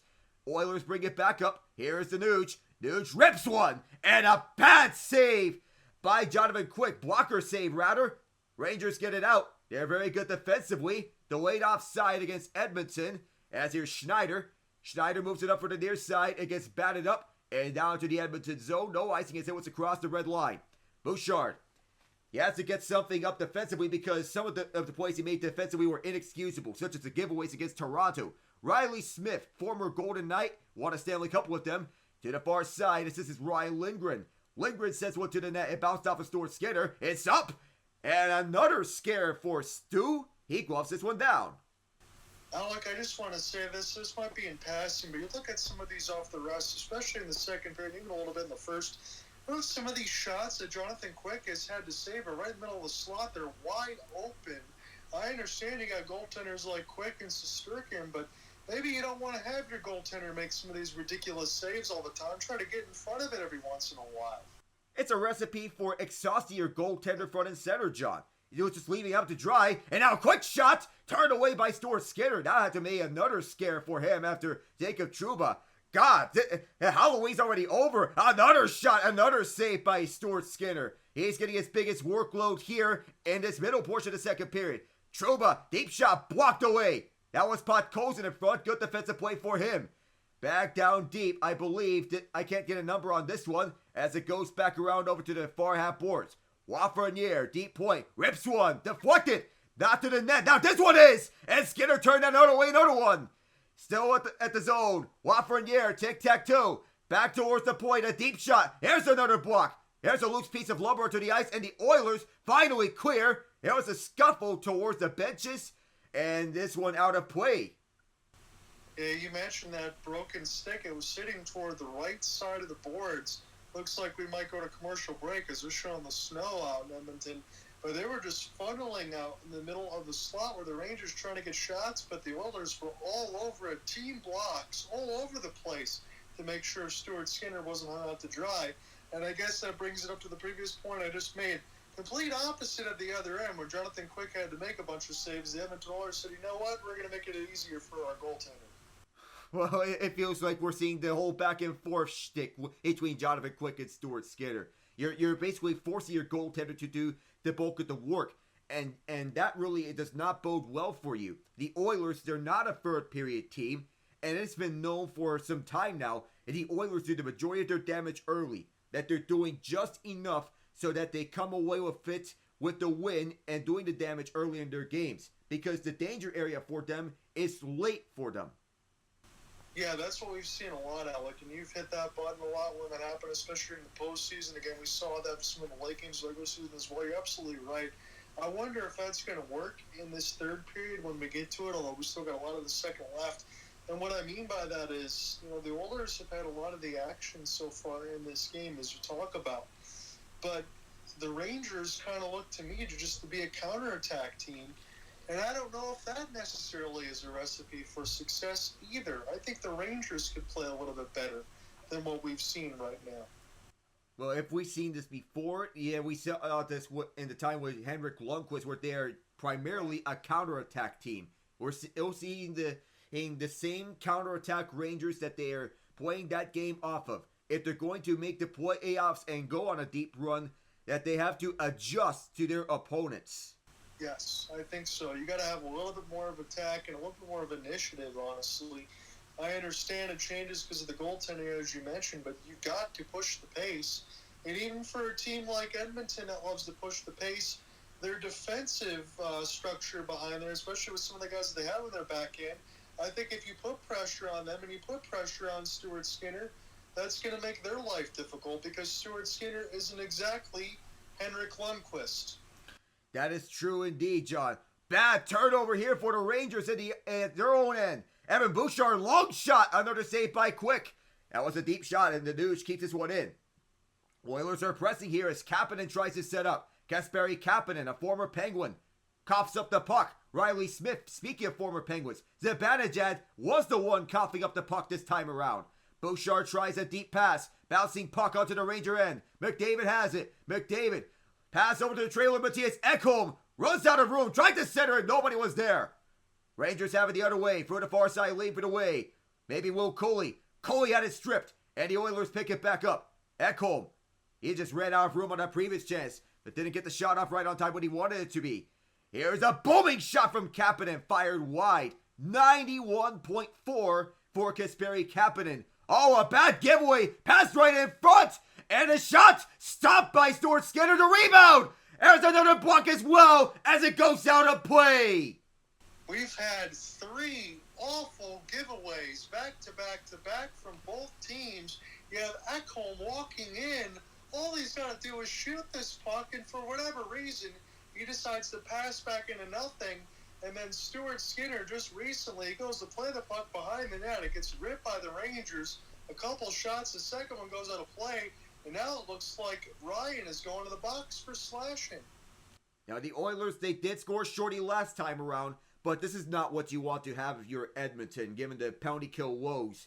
At the Rangers, this can open up the book for them to tie and to get within 1 and get this closer to a tie game. Falk starting to draw. Trocheck will be waved out. Zibanejad comes in. It'll be on the right circle. That's been their bread and butter. Faceoffs on the right circle because that's where they want to start the power plays. There's a faceoff win from Zibby. He'll get the puck back from Fox, and Fox gets it back. Right point. Panarin sends one around over to Zibanejad, and another save by Stuart Skinner. Could this be another rush? Yes, it is. 2-on-2 for the Oilers shorthanded. Adam Henrique. Could it be 2-for-2 shorthanded? Pass in front, and Jonathan Quick made another save. Zibanejad, and is this going to cancel out the power play? I think it very well might, as Vincent Trocheck is having some words. But Jonathan Quick, my word, what a stop there with the left pad. Oh, unbelievable outstretched left pad as the Oilers were trying to make it 2-for-2 on the power play. And this was not intended to be a shot, John. It was an intended pass. Yeah, I think you nailed it. Whatever that pass was, it looked pretty good. It forced Vinny Trocheck to have to hook, and there goes the power play. So right now the Rangers, in their last 5, 0 for 5 with 4 shots, and they almost gave up a second shorthanded effort. That has been terrible for the Rangers. It's been a comedy of errors on the power play for the Rangers. It's all to say the least. And now because of this, it's 4-on-4 for 100 seconds before an abbreviated 20-second power play for the Oilers. It'll start from the Rangers' end, and Draisaitl wins the faceoff quickly. One-timer smoked up high. So Draisaitl gets the faceoff win off Will Cooley. Bouchard keeps it in. Turned over to Keandre Miller's McDavid. Had it too hot to handle. Rangers have it. And taking this one-on-one is Lafreniere. Waiting for some reinforcements, but Bouchard was there the entire way. Cooley had it stripped from him. Back the other direction come the Oilers, as is McDavid. Getting the feed. McDavid to this right circle. McDavid goes behind the net. Ekholm hit the side of the cage. McDavid whiffed on the pass, too. And here come the Rangers. Braden Schneider, long stretch pass, a little too hot to handle. But the Rangers, a little dipsy doodle and entering the zone. Pass over to left circle, and a shot was stopped. Skinner may have gotten a piece, and here's a 2-on-1. Draisaitl was McDavid. McDavid, Draisaitl, score! Like clockwork. That was absolutely nasty. I'm so glad to have you with me on the broadcast because, look, we talk about Edmonton, we talk about the stuff during the Stanley Cup Finals. Man, this team looked near unbeatable. They went from down 3-0 to a Game 7, and now you get Trocheck in there on a penalty. You create a 4-on-4 opportunity, which puts McDavid and Draisaitl on the ice together. Left to right, drop from McDavid, give and go, back to Draisaitl. That is absolutely filthy. And that was close hanging out of line there for Jonathan Quick. He had nothing to do there. I mean, he was caught on an island all by himself. There was absolutely nothing that neither Quick nor Jacob Trouba could do to stop that pass from going all the way across. Because Trouba, he was backing up way deep towards the net. And that is a recipe for allowing a goal. Draisaitl had that open cage for him. As we get back underway, 3-0 Oilers. Still a lot of time here, 4-on-4. As we'll get some more of that before the Oilers get an abbreviated power play. Zibanejad may have a break. Zibanejad is turned away by Stu. The Oilers will pick it up. And here's the race. 2-on-2 back the other direction. A whiff on the shot. A stop. And a swat shot was turned away by Jonathan Quick. Near corner, Rangers trying to get out of their zone. Trying to get out of this headlock. They're down 3 goals. They need something. Trouba fires a slapper well wide for whatever reason. And the Rangers, they'll restart.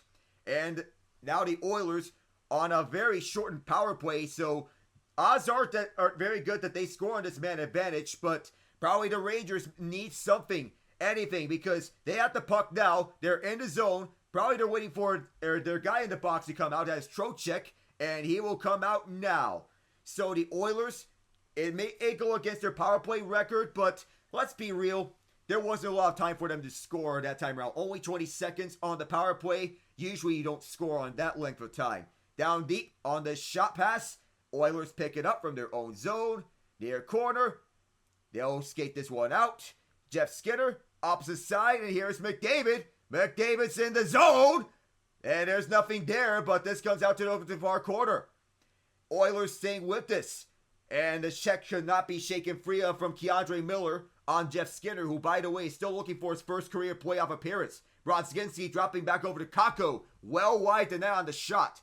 Miller right around over to the far corner. Centering pass was knocked away, and it's to go back onto center ice. Miller fighting Mancini. Miller again. Miller for the far side as the Rangers re-enter. Around for the Boars, going over to the near side. Kakko there. Brodzinski behind the net. Schneider. 2 right shot defensemen on the ice for the Rangers. They have 2 left shot defensemen on their roster right now. 4 right shot defensemen.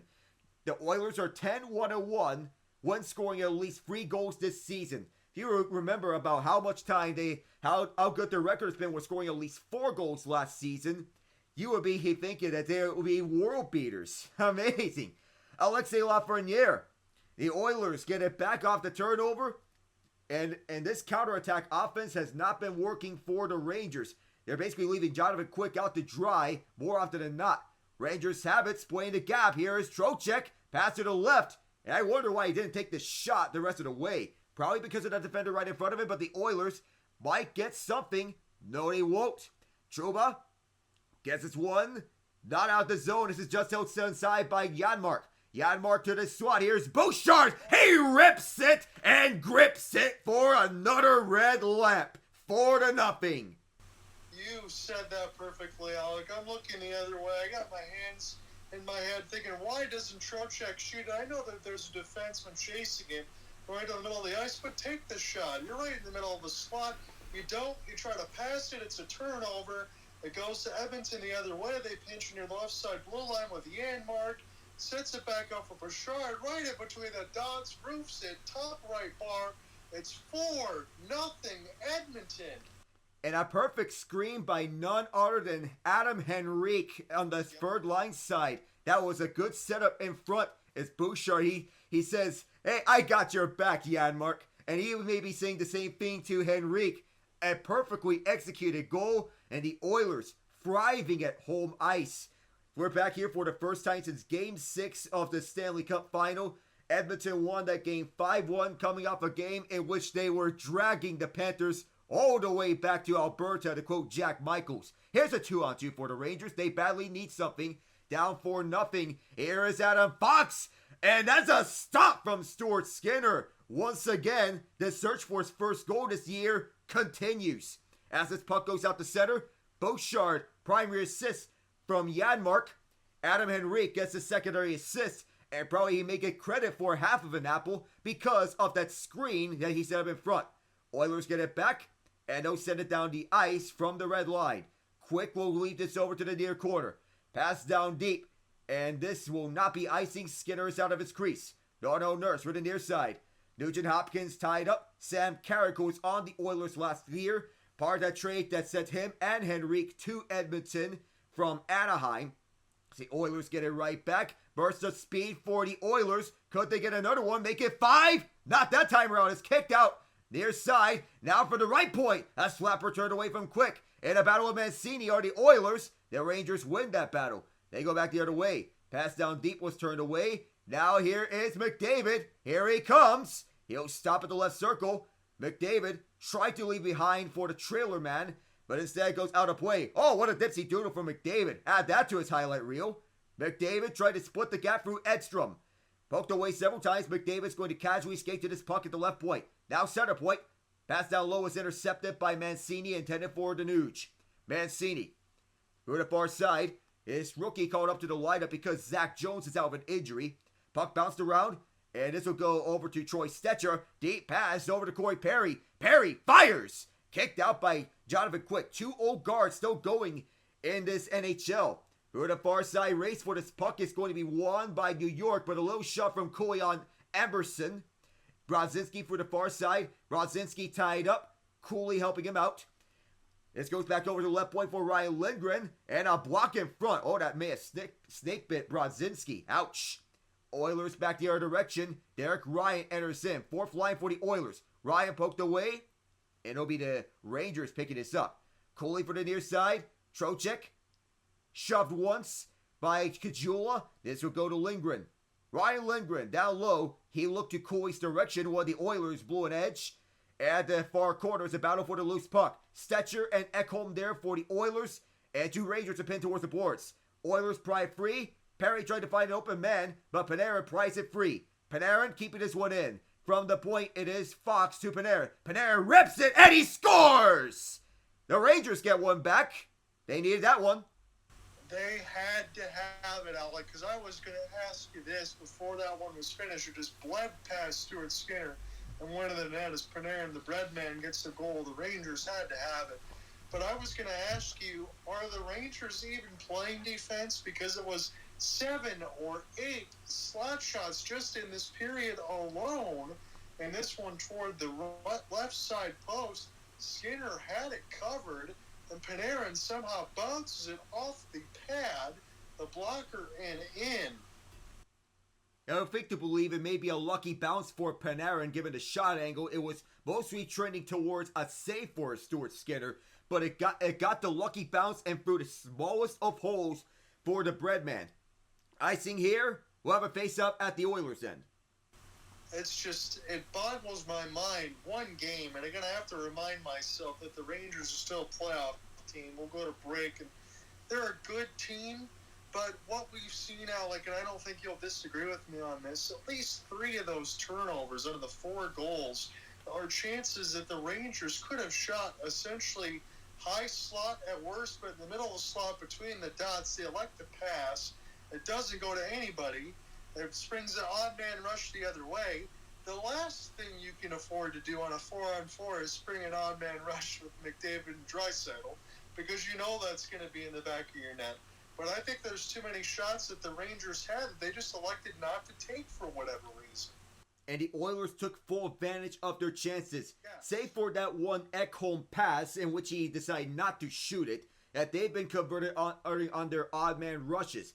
McDavid to Draisaitl, of course, you would expect that an odd man rush that would be converted from both of the Oilers superstars. The Rangers, they're playing like they're complacent more often than not. And the Oilers, they're playing aggressive here for these first 2 periods. I think that's well said. That's exactly what I'm seeing right now. And I happen to think that, aggressive and mindsets and this and that would be something easy to fix for the Rangers. Maybe they don't get to fix it in this game, but you have to think when you get those opportunities the next time you play, you can't pass on it just to try to make one extra key play for somebody that's not there, especially for a team like the Oilers that play with speed, because you're going to get burned. And at least as we talked about for Panarin, who just finished one off of Skinner, yeah, it's probably a bad goal off a lucky bounce, but that's exactly what the Rangers need to do more of. Stuart Skinner's save percentage is still only in the 860s, 870s. You got to test him. And Chris Knobloch is saying it best. You need skill to score, but you also need some grit. That's the first part of his quote, and he is correct every which way. Yes, it takes skill to thrive in the playoffs, but you also take skill. It takes to thrive in the playoffs, grit. It does. And now, before you jump into it, I think you said it perfectly from a couple plays before when the Oilers scored from Bouchard's shot. That was Adam Henrique providing the grit with a good screen. Yeah, that was the grit and provided with the screen. The skill from Evan Bouchard on his shots. The Rangers have it. It's the Oilers, they're first in the NHL with 15 goals this season from defensemen. And whether it be Bouchard or Ekholm, they get the job done. And Zibanejad, Stuart Skinner's down, he gets back up. He is reset, pass right in front, high shot, and did they score? No!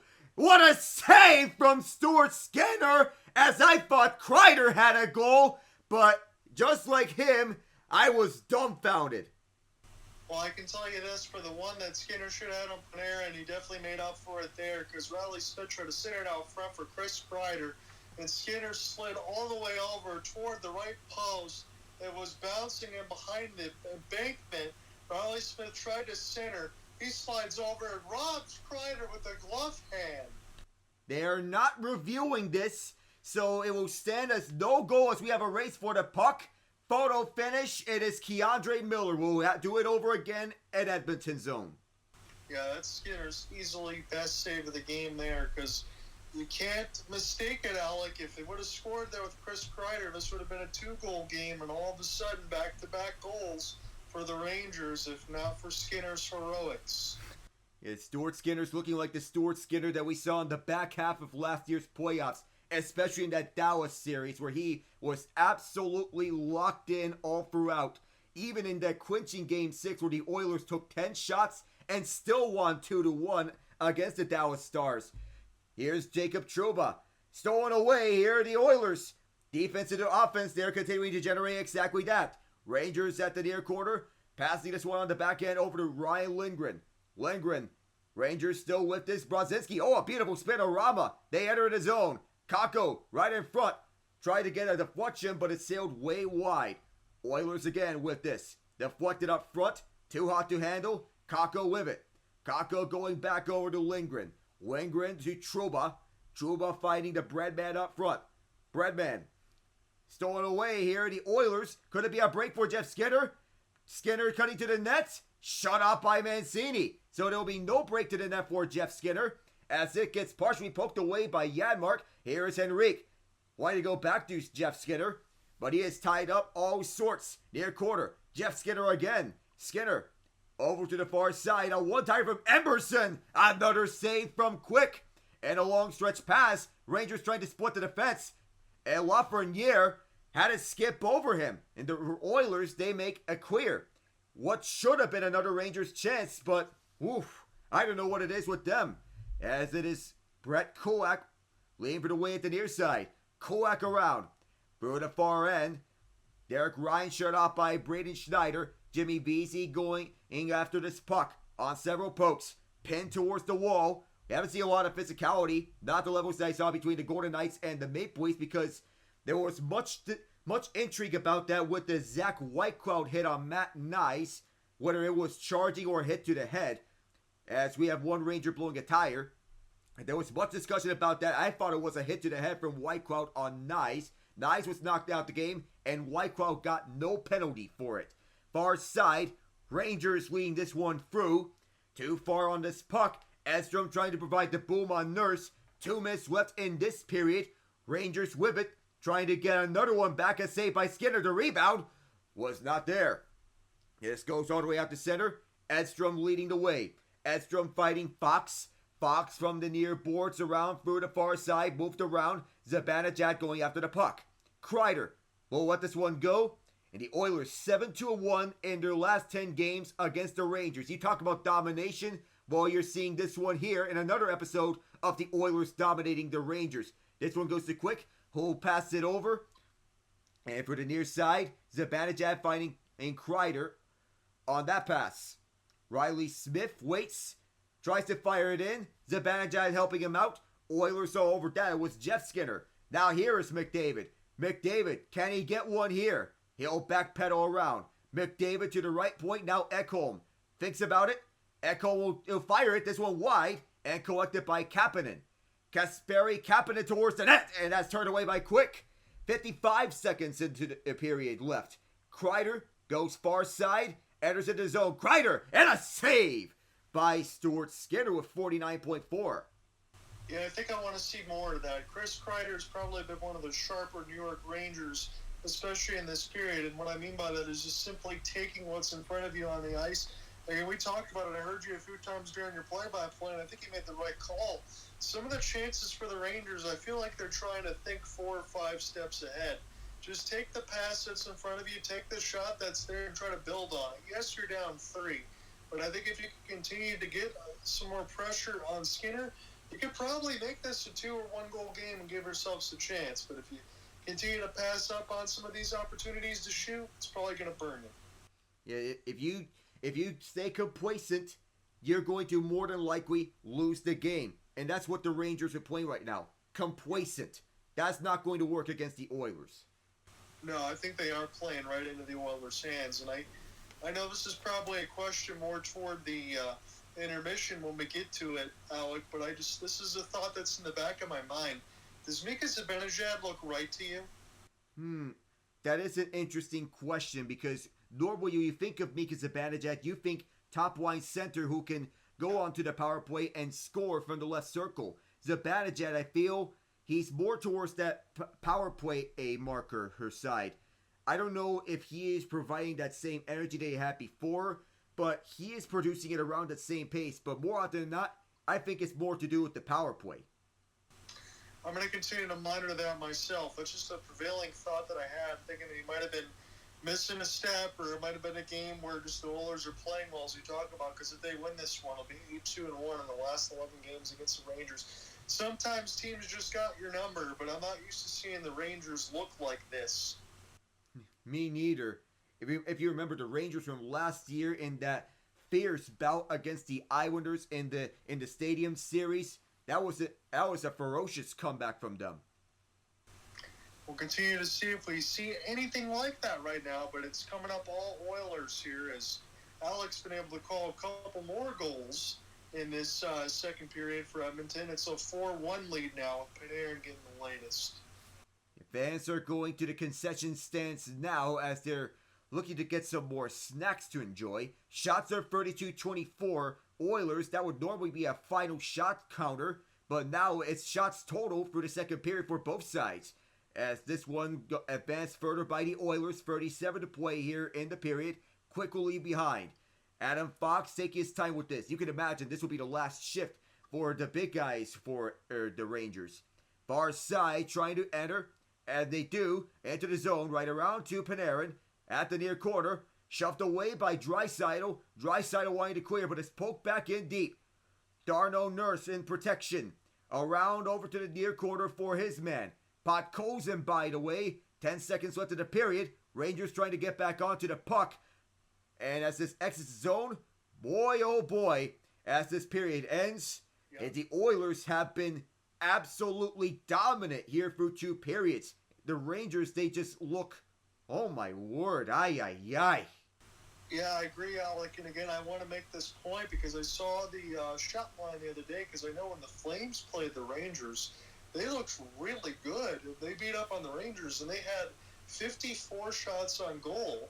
So if the Oilers get to 50, that means the last two games, the Rangers would have given up 104 shots on goal. That is not ideal if you're a Rangers fan to give up back-to-back games, potentially, of at least 50 shots. That would not be good use for you. You have to take this Alberta road trip as a wake-up call to bring yourself together and get back into form on your next game. Call a huddle up in practice to get back into your groove. Reevaluate, possibly, if you want to change up some strategies around. Probably go to a more aggressive measure because the Rangers are playing straight into the Oilers' hands. This is not how you win games.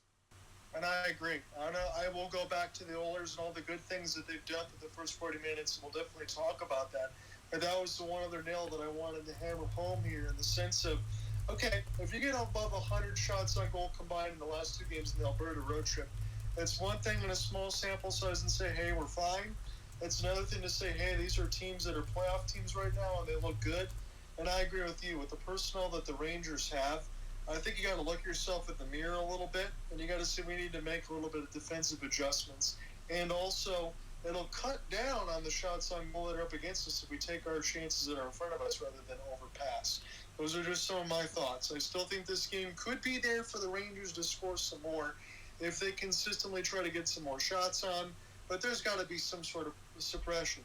As you and I talked about, and I think we'd agree completely, Jonathan Quick's had to face so many shots head on, and I understand he had that strategy because you got Sturkin and Quick, and they're both good net minders, but I like to see a little more defense.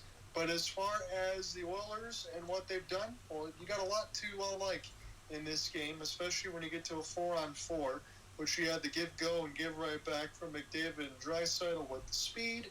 And then you had Ekholm gets wide open in the middle of the slot between the dots and roofs the thing top right bar and in. They've looked really good. Again, we talked about some of the stuff in the open with Edmonton as far as their specialty teams numbers and everything else. But from what you and I are watching the first 40 minutes, I can't tell a difference between this team and the team that made the Stanley Cup Finals. They look really good tonight. Very good. In this game, nonetheless, if this is a game that sparks the Oilers' hot run, then possibly this is a good starting point to go through and look back on.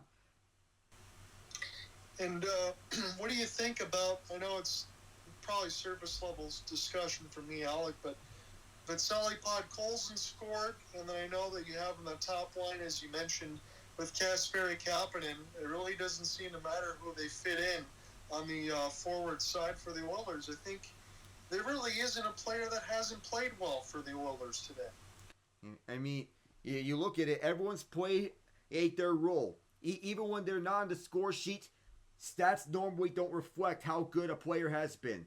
You look at guys like Connor Brown, Kasperi Kapanen, who've been elevated to the top 6 because of the injuries to Victor Arvidsson and Zach Hyman. Looks like they're filling in those roles nicely. Well, Kapanen, I feel it may take some time for him because he's playing next to McDavid.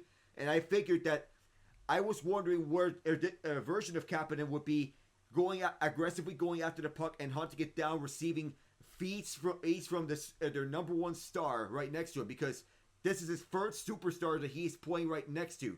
First it was Austin Matthews, second was Sidney Crosby. The Blues, I felt like he was stuck in the middle and not really a true star player to play next to. Closest one to those being Jordan Kyrou and Robert Thomas. But if you're talking about true superstar level, you think of Matthews, you think of Crosby, and you think of McDavid. Yeah, and again, if you're Kapanen, I think you make the point perfectly. I just go out and play my game and hunt pucks and try to be aggressive because I know that the puck's going to find me when you played with skilled players like that. So a few more scores that we did not get to. Again, the Bruins, they win the one 2-1 over the Red Wings. And the Flyers, let's see who scored the OT winner. I bet it's Michkov without even looking. Yes, it is. 7th on the power play from Travis Konecny and Travis Sanheim, as the Flyers win 3-2 over the Blackhawks. Noah Cates and Sean Couturier. It was been a third period in which they came back from a 2-0 deficit. The answer, Lucas Reichel and Pat Maroon. Kolosov takes the win on 19 of 21, and Peter Mrazek takes the loss. Tough luck at that. 34 out of 37. Well, Michkov may be one of the favorites for the Calder Trophy. It's going to be a battle between him, Celebrini, Logan Stankoven, and Dustin Wolf. I think if forget about freeway battles. If this keeps up for these four rookies, it's a four-way battle. I'd like to see that. That would make things very interesting down the stretch, and that might even force you and I to cover a game with the Flyers or with the Sharks or something at the very end just to see who wins it. That wouldn't be teams that would normally be on my radar, but why not? There's been some good rookies to watch. Probably if you get a Bedard versus Michkov matchup in the future, well, we looked at exactly that, and it's Michkov prevailing over Bedard. Yeah, right now we can definitely say that being the case, although we still believe Connor Bedard is going to be a true star in this league. He doesn't have a whole bunch of talent around him. I would say that Philadelphia is probably a little bit farther ahead in their rebuild, but I'm not sure if I think that's entirely true or not. Both teams are still in the middle of it, but Philadelphia might have a little more talent. Yeah, I would think. Plus, they have the right coach right behind him in John Tortorella. I don't know what Luke Richardson's ceiling is with Chicago, but it's one to monitor, John. It's something that we have to monitor, and for the Vegas Golden Knights, it was 0-0 after 1 in the Bell Center against Montreal, and then a 5 spot put on the board for VGK, Tomas Hertl, Callahan Burke, Ivan Barbashev, Tanner Pearson, and Keegan Kolstar all scored 5-0 VGK. It was Jaden Struble and Emil Heinemann that scored on the power play for Hyman, and then Jack Eichel finishes it off 6-2. Sam Montembeault, 20 out of 25. Caden Primo, 2 out of 3 in relief in the final 20 minutes. So Caden Primo only had to face 3 shots in this final third period of action, as Aiden Hill only has to stop 15 of 17 in the win. If you're looking at games in which you're just getting the suspense up, it feels like one of those games. All of a sudden, it just feels anticlimactic in the first, but then, boom, the goal-scoring explosion in the second.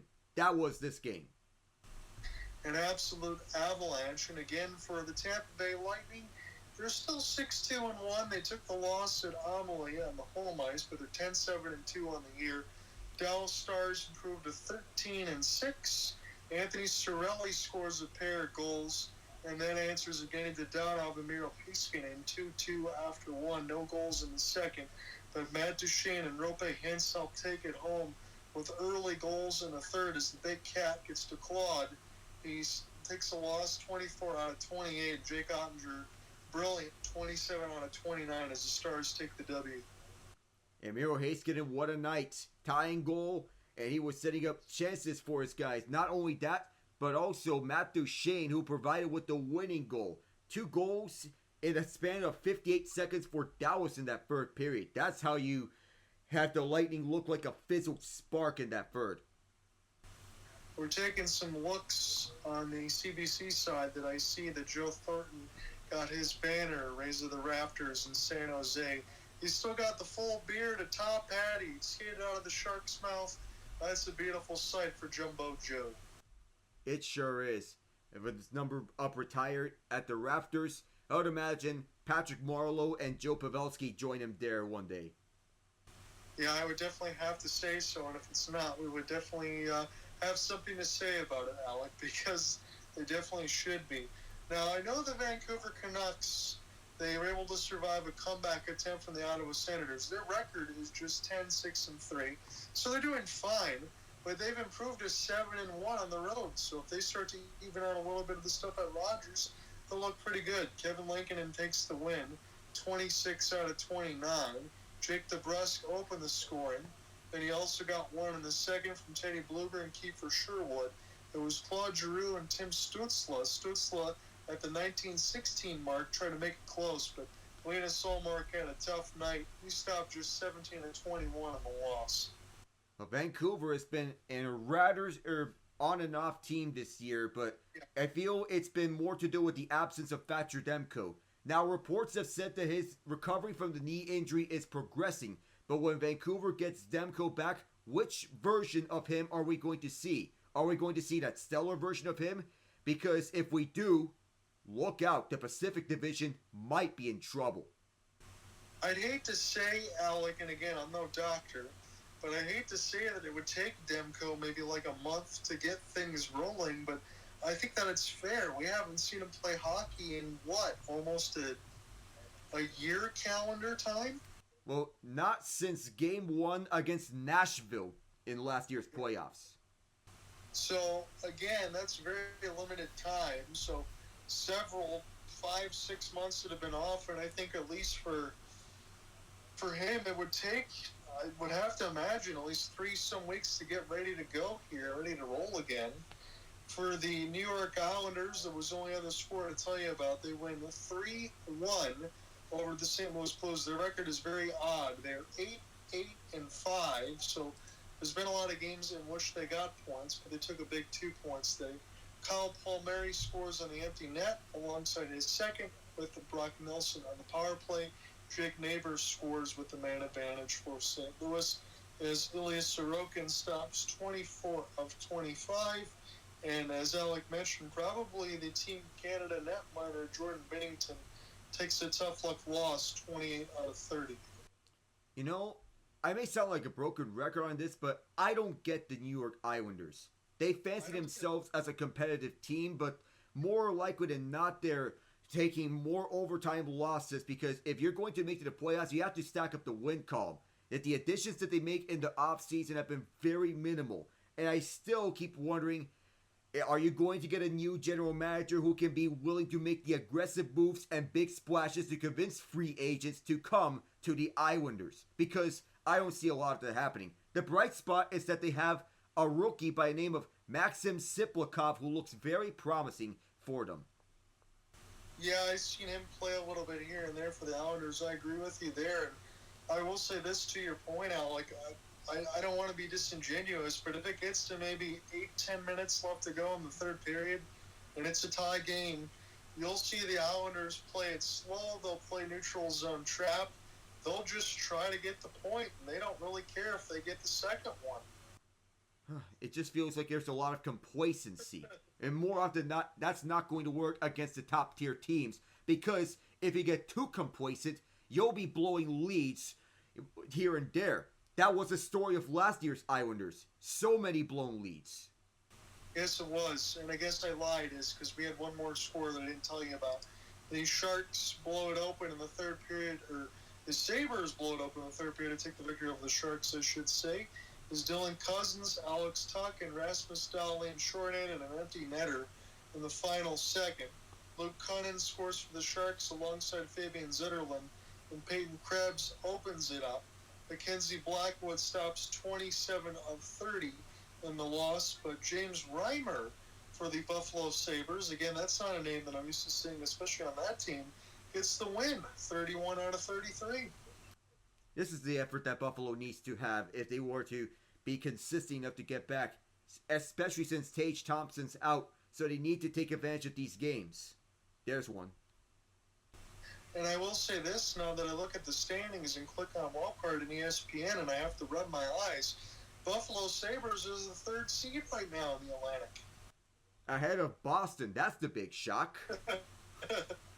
So we'll see if that holds. I don't know if it's going to, but I think I stand with everybody. I know Buffalo, New York fans, they would agree with this, Alec, but I'm with you on this. It's time that we see the Buffalo Sabres in the playoffs. I mean, at one point, the drought has to end. And if there's a moment in which they can quench the playoffs with a win, how about if we need to look at that game? I want to say this for all three teams. I don't think that they're going to make it, but I'll add the Columbus Blue Jackets, and I'll be kind, Alec, because I'm going to say this, and I mean it. Columbus Blue Jackets, Buffalo Sabres, and Pittsburgh Penguins. You've got to get them in the playoffs. Yeah, make the most out of what is left of Crosby's prime, if you can turn around from here. But I really don't see it for the Penguins. Sabres and Blue Jackets, I like their chances. Am I looking at this correctly? The Pittsburgh Penguins are a minus 34 in goal differential? Jesus. Yeah, that's by far the worst in the league. And we're down there in the bottom of the standings with the Sharks, Blackhawks. Not a place that we want to be in. Yeesh. Man, I thought the Red Wings were bad with minus 14, but the Red Wings, the reason that bothers me with them really quickly is I'm looking at the goals for category. They're dead last in the East with 49 goals, and yes, that's updated. And I'm looking right now in the West, the only team that has scored less than the Red Wings are the Anaheim Ducks. And the Ducks, they're 7th in the Pacific Division, yet I feel that the Ducks are finally getting to the point where they're progressing in their rebuild. Yeah. Finally, that they have something going for them with Leo Carlson, Mason McTavish, and their new face, Cutter Gauthier. Trevor Zegras may be finally turning on the Jets just in time for a bounce-back year. But the Ducks, they finally get some traction onto this rebuild, which is much needed. That said, the everlasting question continues to pop up. Will John Gibson get traded? How many years have we had that discussion, Alec? 5, 6? I mean, it's been so many years. There's endless amount of speculation. There were some people saying, well, he may be linked to the Penguins in such a trade. He may be linked to the Oilers, which is the most recent report. He might be linked to the Oilers in such a trade if that were to be. But we don't know where exactly, if he's going, and in such the case, where he's going. It's just a whole lot of crickets from Gibson if he's willing to move his no-trade clause. I mean, there is such a thing to ride out your career in California and be in the warm sun. I get that. And the Ducks are probably a fringe team at best. I don't think that they'll make it, but I agree with you. They've definitely been improved. And I like what Pat Verbeek is trying to do with the squad. But if I am John Gibson, I'll just say it because I know we're both thinking it. Why don't you try to make a move to be a playoff team, to join a playoff team, to try to win something? It's something meaningful, something that it can get you more to your trophy case, because for many years he's been the most underrated goaltender in the league. Now, if you can get yourself traded, probably at some salary retention for the Ducks, because it helps out both of you, both that team and the team that is trying to trade for Gibson, that would help out a lot for improved goaltending. Now, I know I threw in Edmonton in this discussion, but the way Stuart Skinner and Calvin Pickard are playing, it's a rather slow start, but I agree with you. We expect these numbers to improve over the year. Take a January, February type surge for the both of them to get their numbers up. Yeah, you could do that and essentially try to play the goaltending tandem on a little bit more of a cheap, because you have Connor McDavid and Draisaitl and all the other players you're going to pay. It makes sense. I do think at some point, if they want to get rid of Gibson, and you're right about retaining salary. There's got to be some sort of sweetheart deal involved where a team like Edmonton wouldn't have to give up a ton to get somebody like Gibson. That's just my opinion. And could you split the starts between Gibson and Skinner in that case? I think you probably should, because no disrespect to Calvin Pickard, I just don't know if Skinner and Pickard will be enough to win you a cup. Yeah, Phil, having a 1A, 1B tandem between the both of them. Whoever is the hotter hand gets the majority of the starts in the playoffs. Do you want me to split the top of this third, and then you want to take it the rest of the way? Let's do that. Okay, so back in our way here, it looks like this game might already be decided. Let's call the final 20. It's been fun nonetheless. All you really want to see is some sort of pressure here for the Rangers. Here's McDavid off the drop from RNH, as this will be flipped to the left side red line. It's 4-1 Edmonton. They've scored power play goals. They've scored shorthanded. They've scored off the rush. They've looked good. Zibanejad, again, overskates it. I've just been saying this my first game back in a while, but I just don't think he looks right now. Right now, Edmonton, if you're a betting man, is a favorite of minus 10,000. So you'd have to bet a lot of money to try to make anything. You have to be a rich man. As Keandre Miller will send this back around the end boards. Left side red line. Panarin off the drop. This one too far for Lafreniere. Have to send it in deep. 3-1-1. Last 5 home games versus the Rangers. No matter which way you slice it on Sportsnet, they own New York right now. As this is a chance, Bouchard off the touch pass late for Draisaitl. A 1-1T. Doesn't find anybody. And Trocheck makes a pass. Try to get it back. And this bounces off boards. Will stay in play. Leave it back now for Keandre Miller. 18:35 left to go in the third. John Ott with you alongside Alec Nava, and I'll definitely switch to the halfway marker. New York's not closer on the shot board, but it's still 31-25. But the way that this game is played, other than a lucky goal from Panarin, they've been getting blown out of the building. Here's a wrister. This one bounces, goes up and out of play.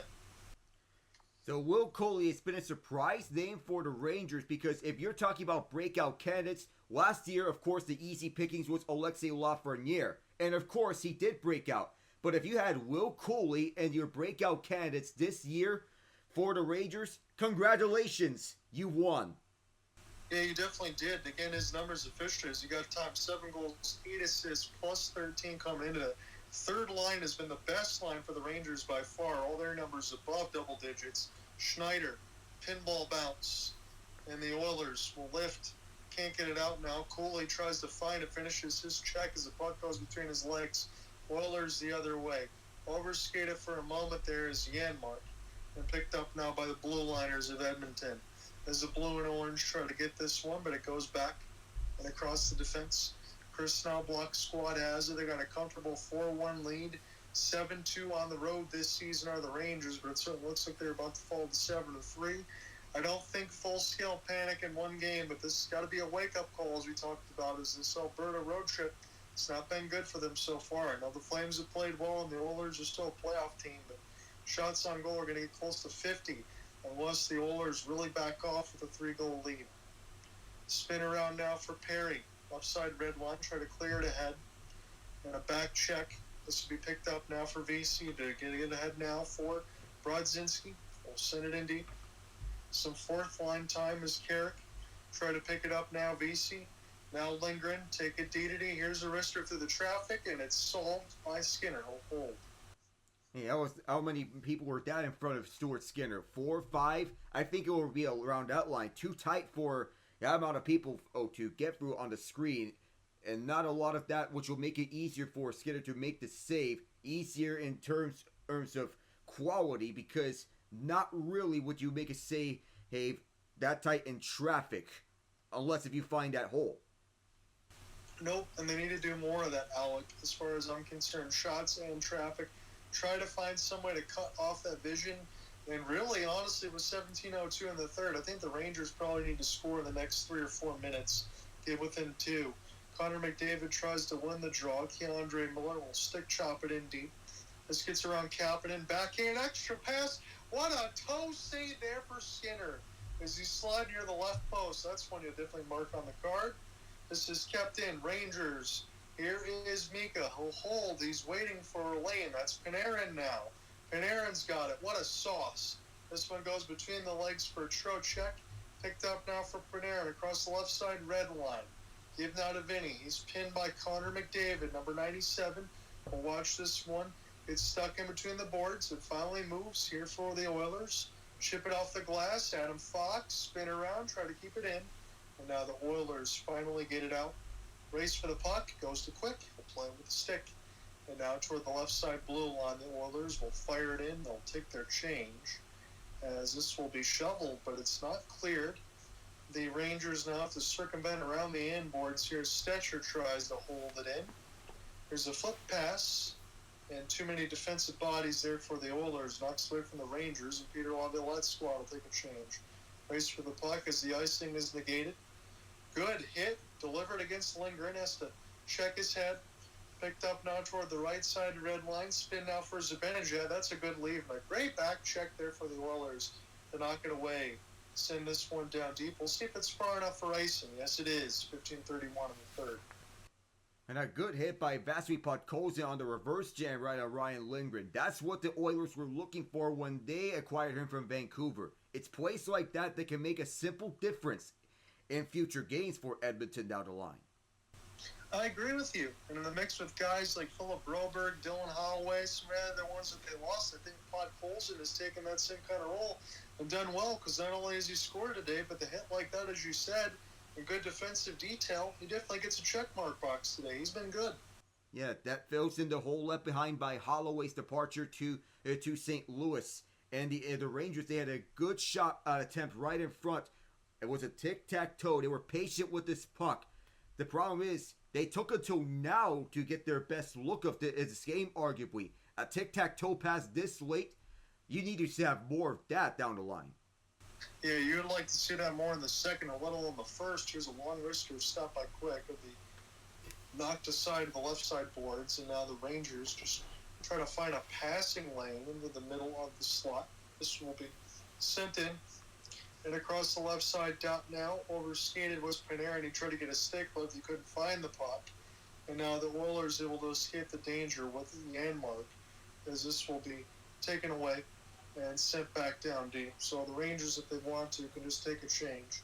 Shot board getting closer, but the scoreboard is not. It's 32-28 Edmonton. They're leading 4-1, as this is off the right side boards. Rangers now can skate this, if they want to, in the left side red line. It'll be stopped and slowed down by Skinner. It's going to start needing to win some more puck battles with the Rangers if they want to get into this. Here's a race forward now into the left side red line as Janmark can't find it. Here's an outstretched pass. This is onside. Looking for a short side wrister in the left post. This one gets pipped high. Now the Oilers will take it the other way. Bouchard off the back skate. This will be an opportunity for Kapanen. He doesn't fire. He elects to hold. Bouchard's got it. Tip! This one is in the back of the net, and that's a disgusting goal for Connor McDavid. Just like clockwork as it is, Connor McDavid, he is inevitable. He would be due to find the back of the net at some point, and that time he did on a touch pass from Evan Bouchard. Tapped it in as easy as it gets for him. And even though Kasperi Kapanen faked the wraparound try, he decided to fake out Jonathan Quick because Victor Mancini was right there. That wraparound try was blocked off, so instead, he goes to the right point to find the open Evan Bouchard. Bouchard, it fakes out the shot. He intended to make a shot pass towards Connor McDavid, who was right on the money to just tap this one in. Paging the Rangers defense there, Alec. McDavid all alone, able to tip that one. Nobody's even near him near the left side dot. Cardinal sin in hockey, John. So Bouchard and Kapanen off the tip from Bouchard, primary assist for him. Kapanen gets his first assist as a member of the Oilers, first of the year in general.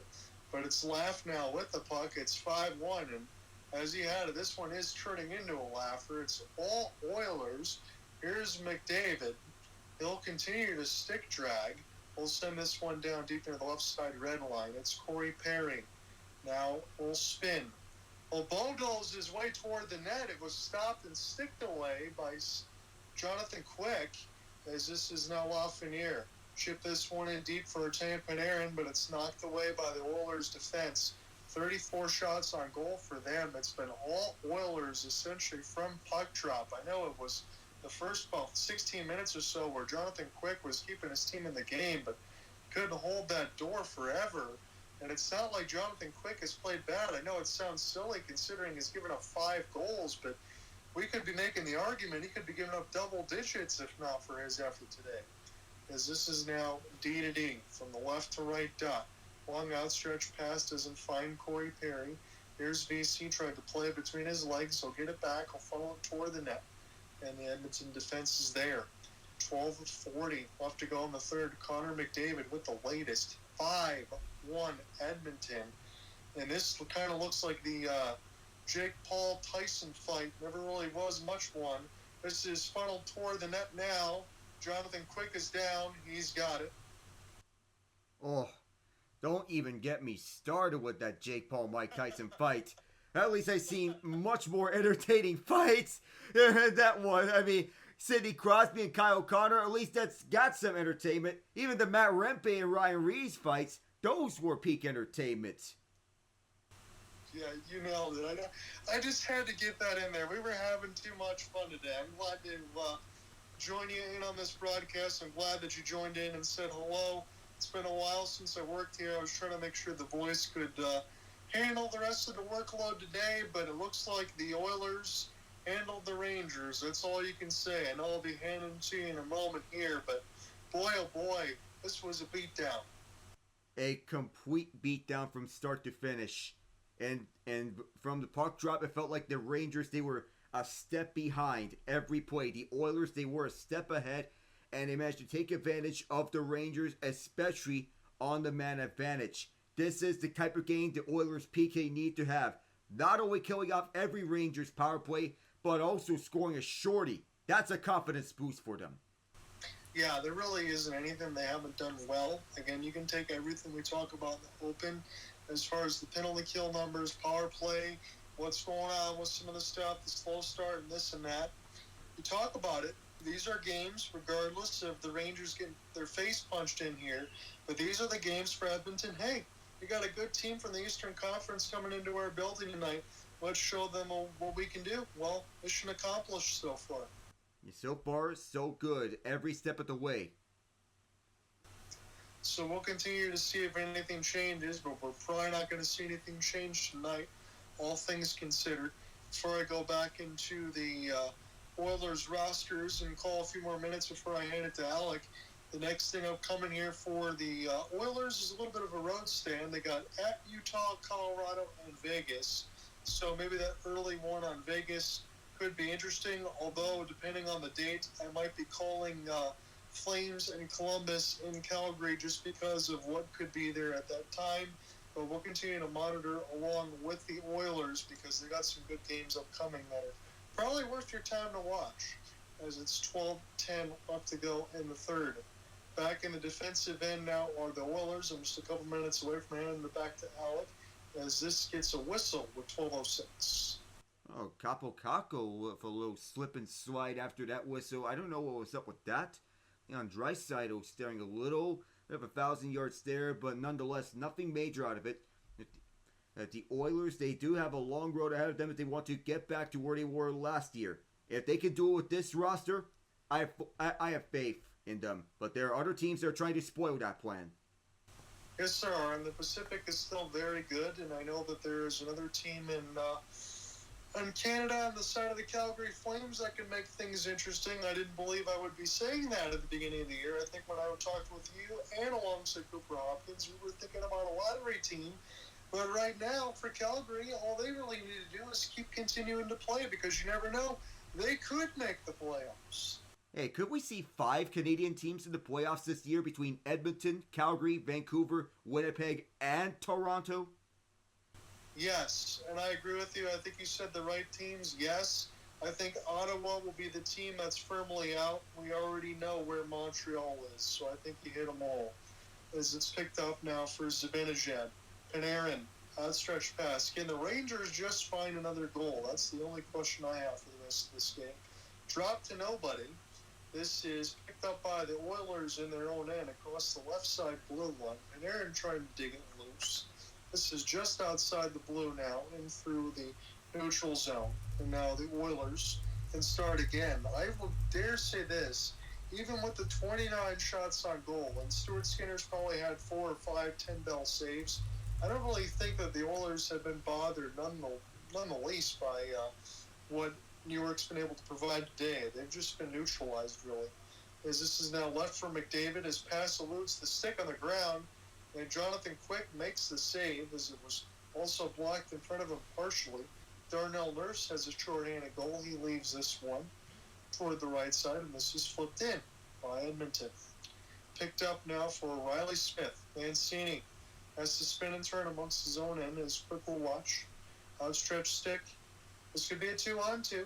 Here's Riley, slow up, looks for a pass. It gets blocked, and now Edmonton's got numbers. Here's McDavid.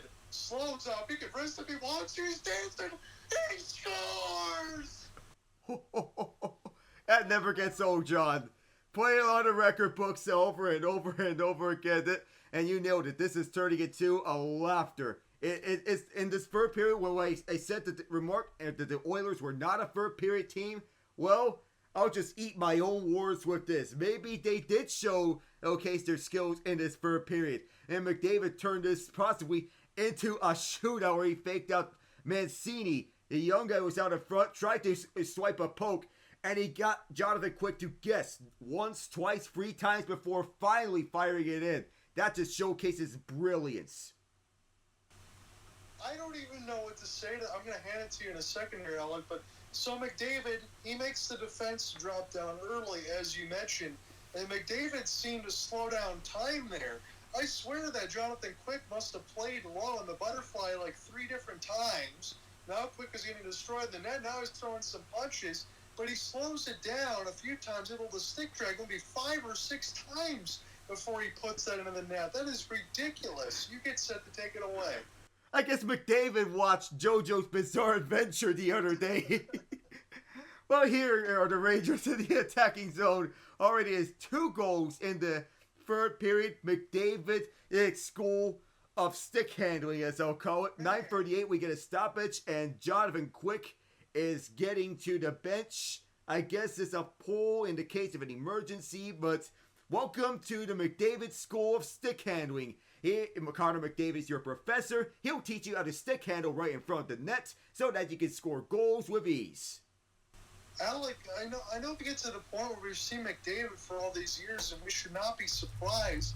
But every single time I watch this guy, I feel like I've found something I've never seen before. I swear. And I know it may be up for debate about who are the top 3 players in the NHL as of now. Of course, McDavid and McKinnon have to be up there for as many of the conversations about who the 2 of them are right now being the better player. Well, McDavid, he's just taking place right out of a video game. I'm not sure if you can pull this off in NHL 25. No. I mean, again, as we talked about, that was about 6 stick handles, lightning speed, a la Pavel Datsyuk, who just got admitted in the Hall of Fame. So that's great company. That kind of lightning speed. He gets the defense to fall down and commit to block a shot. He's not going to shoot it. Jonathan Quick falls down a couple times because he's trying to make a save, and McDavid waits out the entire team. He faked out his own team, he faked out the Rangers, and he scored the goal. Even taking some time faking out Jonathan Quick as well. So he faked out everyone from his own team to the Rangers, even his coaches, even the fans as well. I don't know. I would be hard pressed, and this is coming from someone that knows Nathan MacKinnon is a Stanley Cup champion, and he's one of my favorites. I've said that to you many times. You know that well, Alan. But McDavid, he's the first player, he's the second player, he's the third best player. He's all of them right now. It's his world. We're living in it. Well said there, John. Well said. It's his world in hockey. We're just living in it right now, and we're just witnesses of this moment. Somebody's in the box right now for Edmonton. I think it's Derek Ryan on a hold. Yeah, it is a hold. He grabbed Adam Edstrom, tugged him. That'll send the Oilers to the PK. Well, probably some time for the Rangers power play to get something out of this because there's a whole bunch of crickets on the man advantage. Even though it is late in the game and even though it's all said and done in this match, well, Connor McDavid may have submitted his ballot for goal of the year. I'm saying it right now, that could be a goal of the year submission from what we just witnessed. The Rangers on the man advantage. Adam Fox for the far side. Quick is not getting pulled because you don't need to pull him this late in the game. There is Chris Kreider, who is just tied up. Oilers on the PK right around. Minka's advantage, and just can't get my mind off that goal, John. It's just memorable.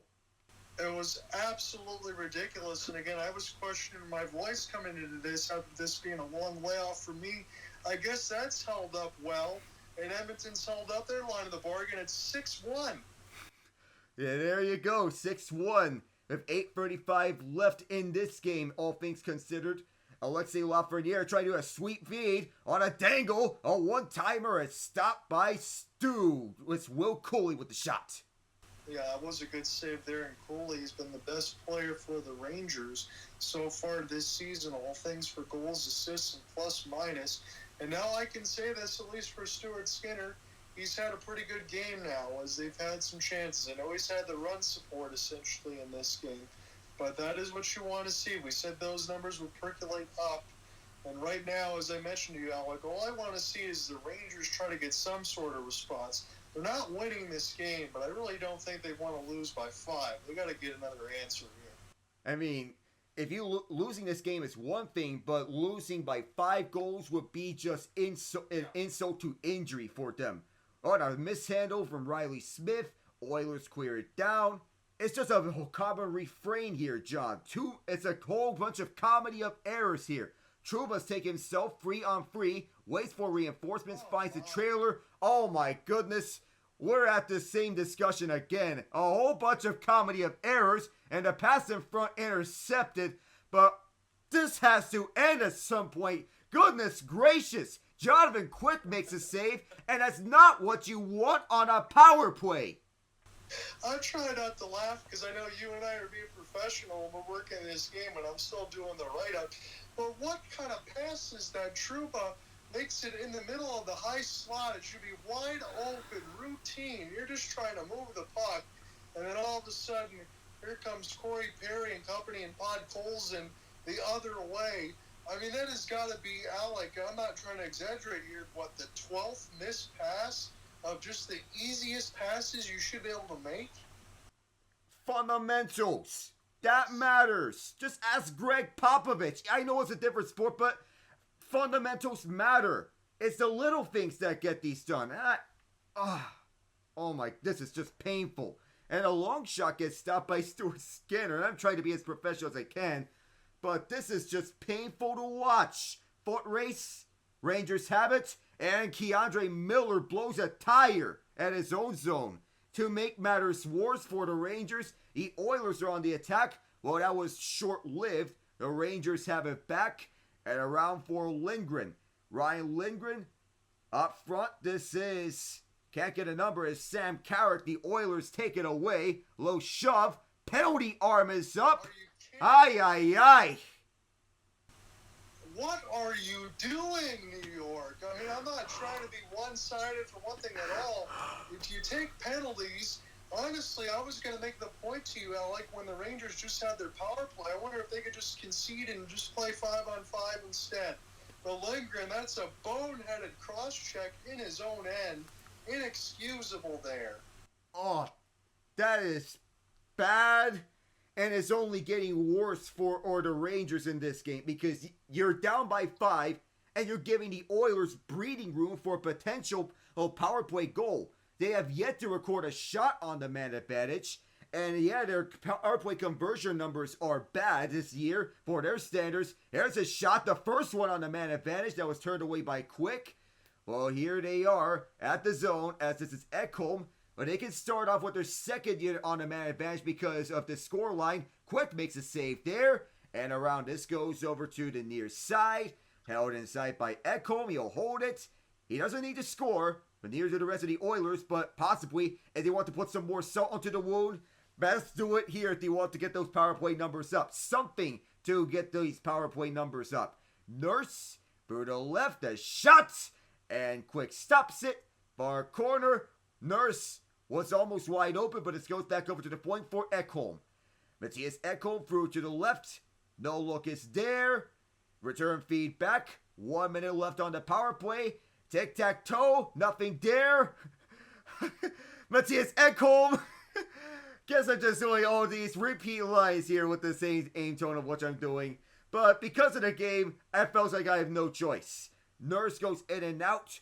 The puck is still into the zone. The deflection is wide. And Connor Brown has it. They're going second power play the entire time because of the scoreline.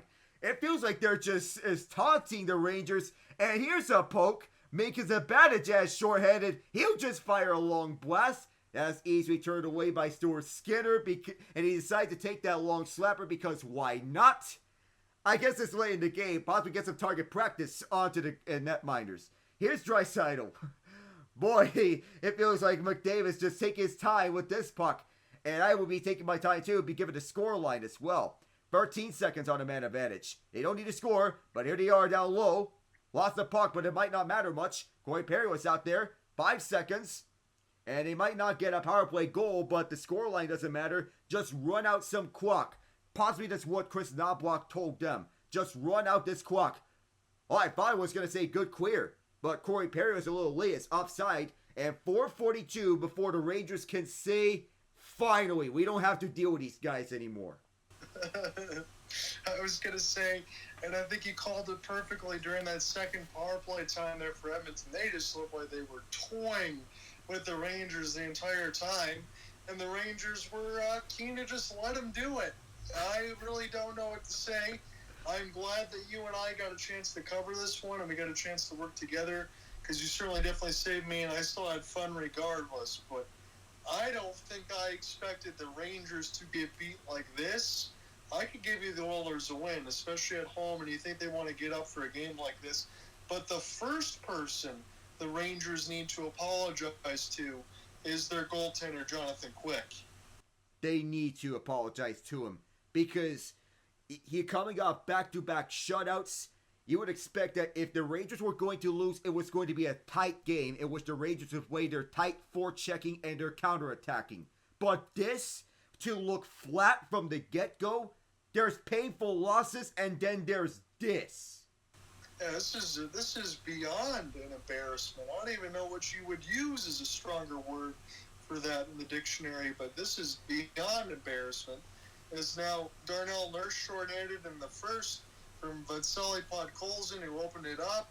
It was Draisaitl, Richard, and then McDavid with back-to-back. So McDavid's still on natural hat trick watch. I guess that would be another feather in the cap, as he's already got his 11. And Troy Stecher got his first assist of the year. Hey, I would entertain the idea of if the Rangers decide to pull their goaltender, which I don't see happening, if they do pull him, feed it to McDavid, get him out there onto the ice immediately so that he can complete this feat. So both sides are onto the ice right now, getting ready for this face-off just outside the Ranger zone. 4:42 until we can put this one in wraps. And it's won by the Rangers. One of the only positives that they have in this game so far, face-off control. Mancini's tied up, so the face-off control numbers might not matter much. And the Oilers are just hounding the Rangers like hungry wolves, and Jonathan Quick is basically their prey. Yeah, and Enrique was right on the doorstep there. Kulak, 5 points, 2-3, and 2 goals, 3 assists last 8 games. Will be the guests in the after hours in CBC, so I guess I'll have to watch that while I'm typing up the story. I'm trying to think of one thing the Rangers did well in this game, and I can't think of anything. Oh, if you want to name something they did well, you have to look deep, and I mean very deep. I would think about goaltending, which is possibly the only positive for them. Some of the goals that the Oilers have scored, not Quick's fault. 4:09 until it's over. Schneider leads away for Brodzinski. Johnny Brodzinski right across over to the right side for Mancini. Mancini long shot. Rebound is loose. And Stuart Skinner covers it up. 3:59 as Emberson puts a hand on Cooley's shoulder. And I don't mean this, but I'm just going to say it because this game's way out of hand. If I'm the Rangers, am I entertaining a fight at all?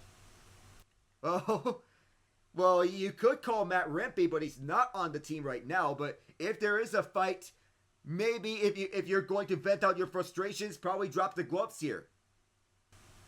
I'm thinking maybe because, like, normally you would never see that in a game like this, but you got to find something to feel good about if you're the Rangers. Because I agree with you on Jonathan Quick. I mean, it easily could have been 10 goals for Edmonton.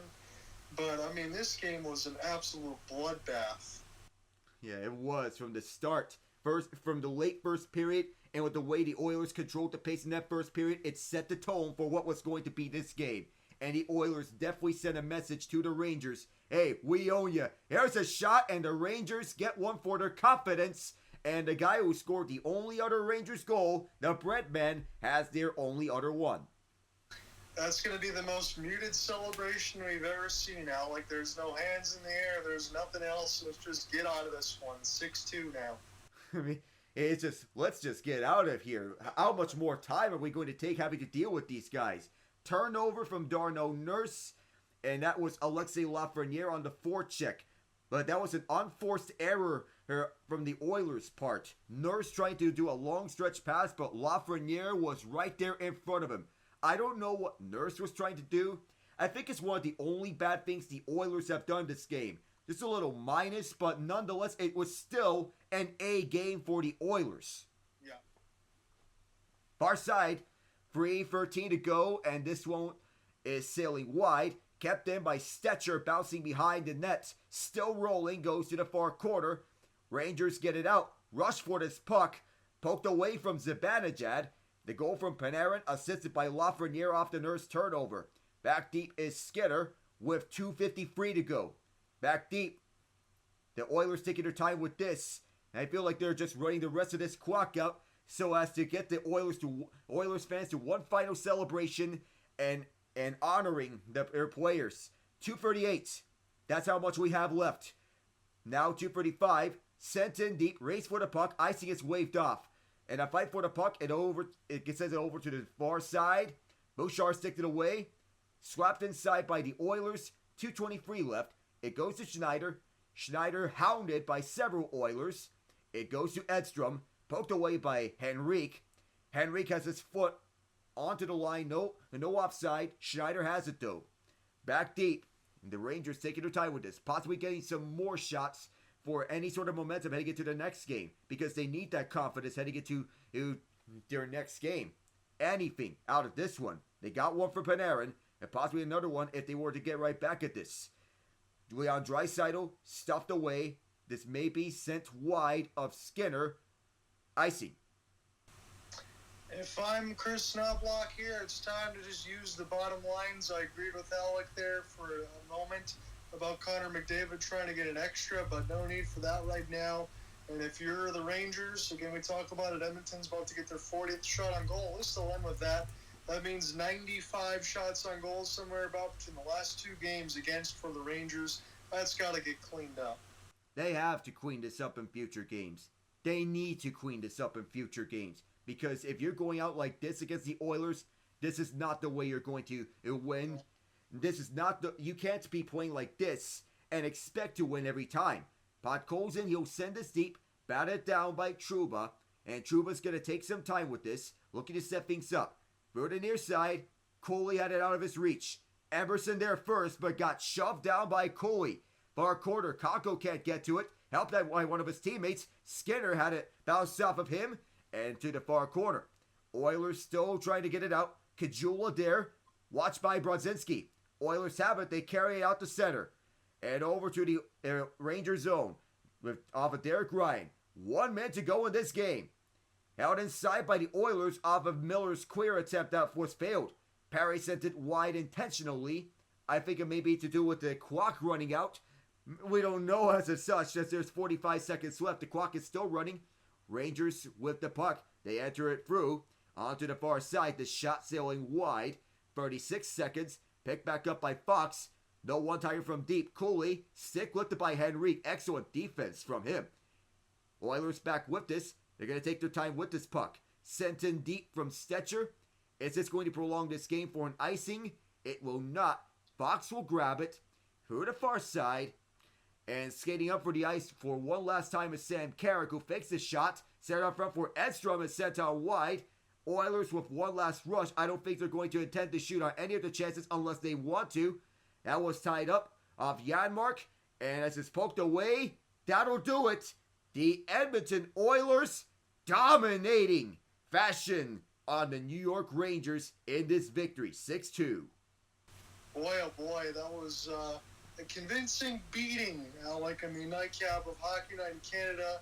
Again, as we mentioned, I think the Edmonton Oilers, at least for this night, look like the Edmonton Oilers that we saw in the Stanley Cup Finals. They give the Florida Panthers more than a scare. And if you're the Rangers, hey, I hate to say it because I know it's just one game, this gives me those vibes, and you know where I'm going with it.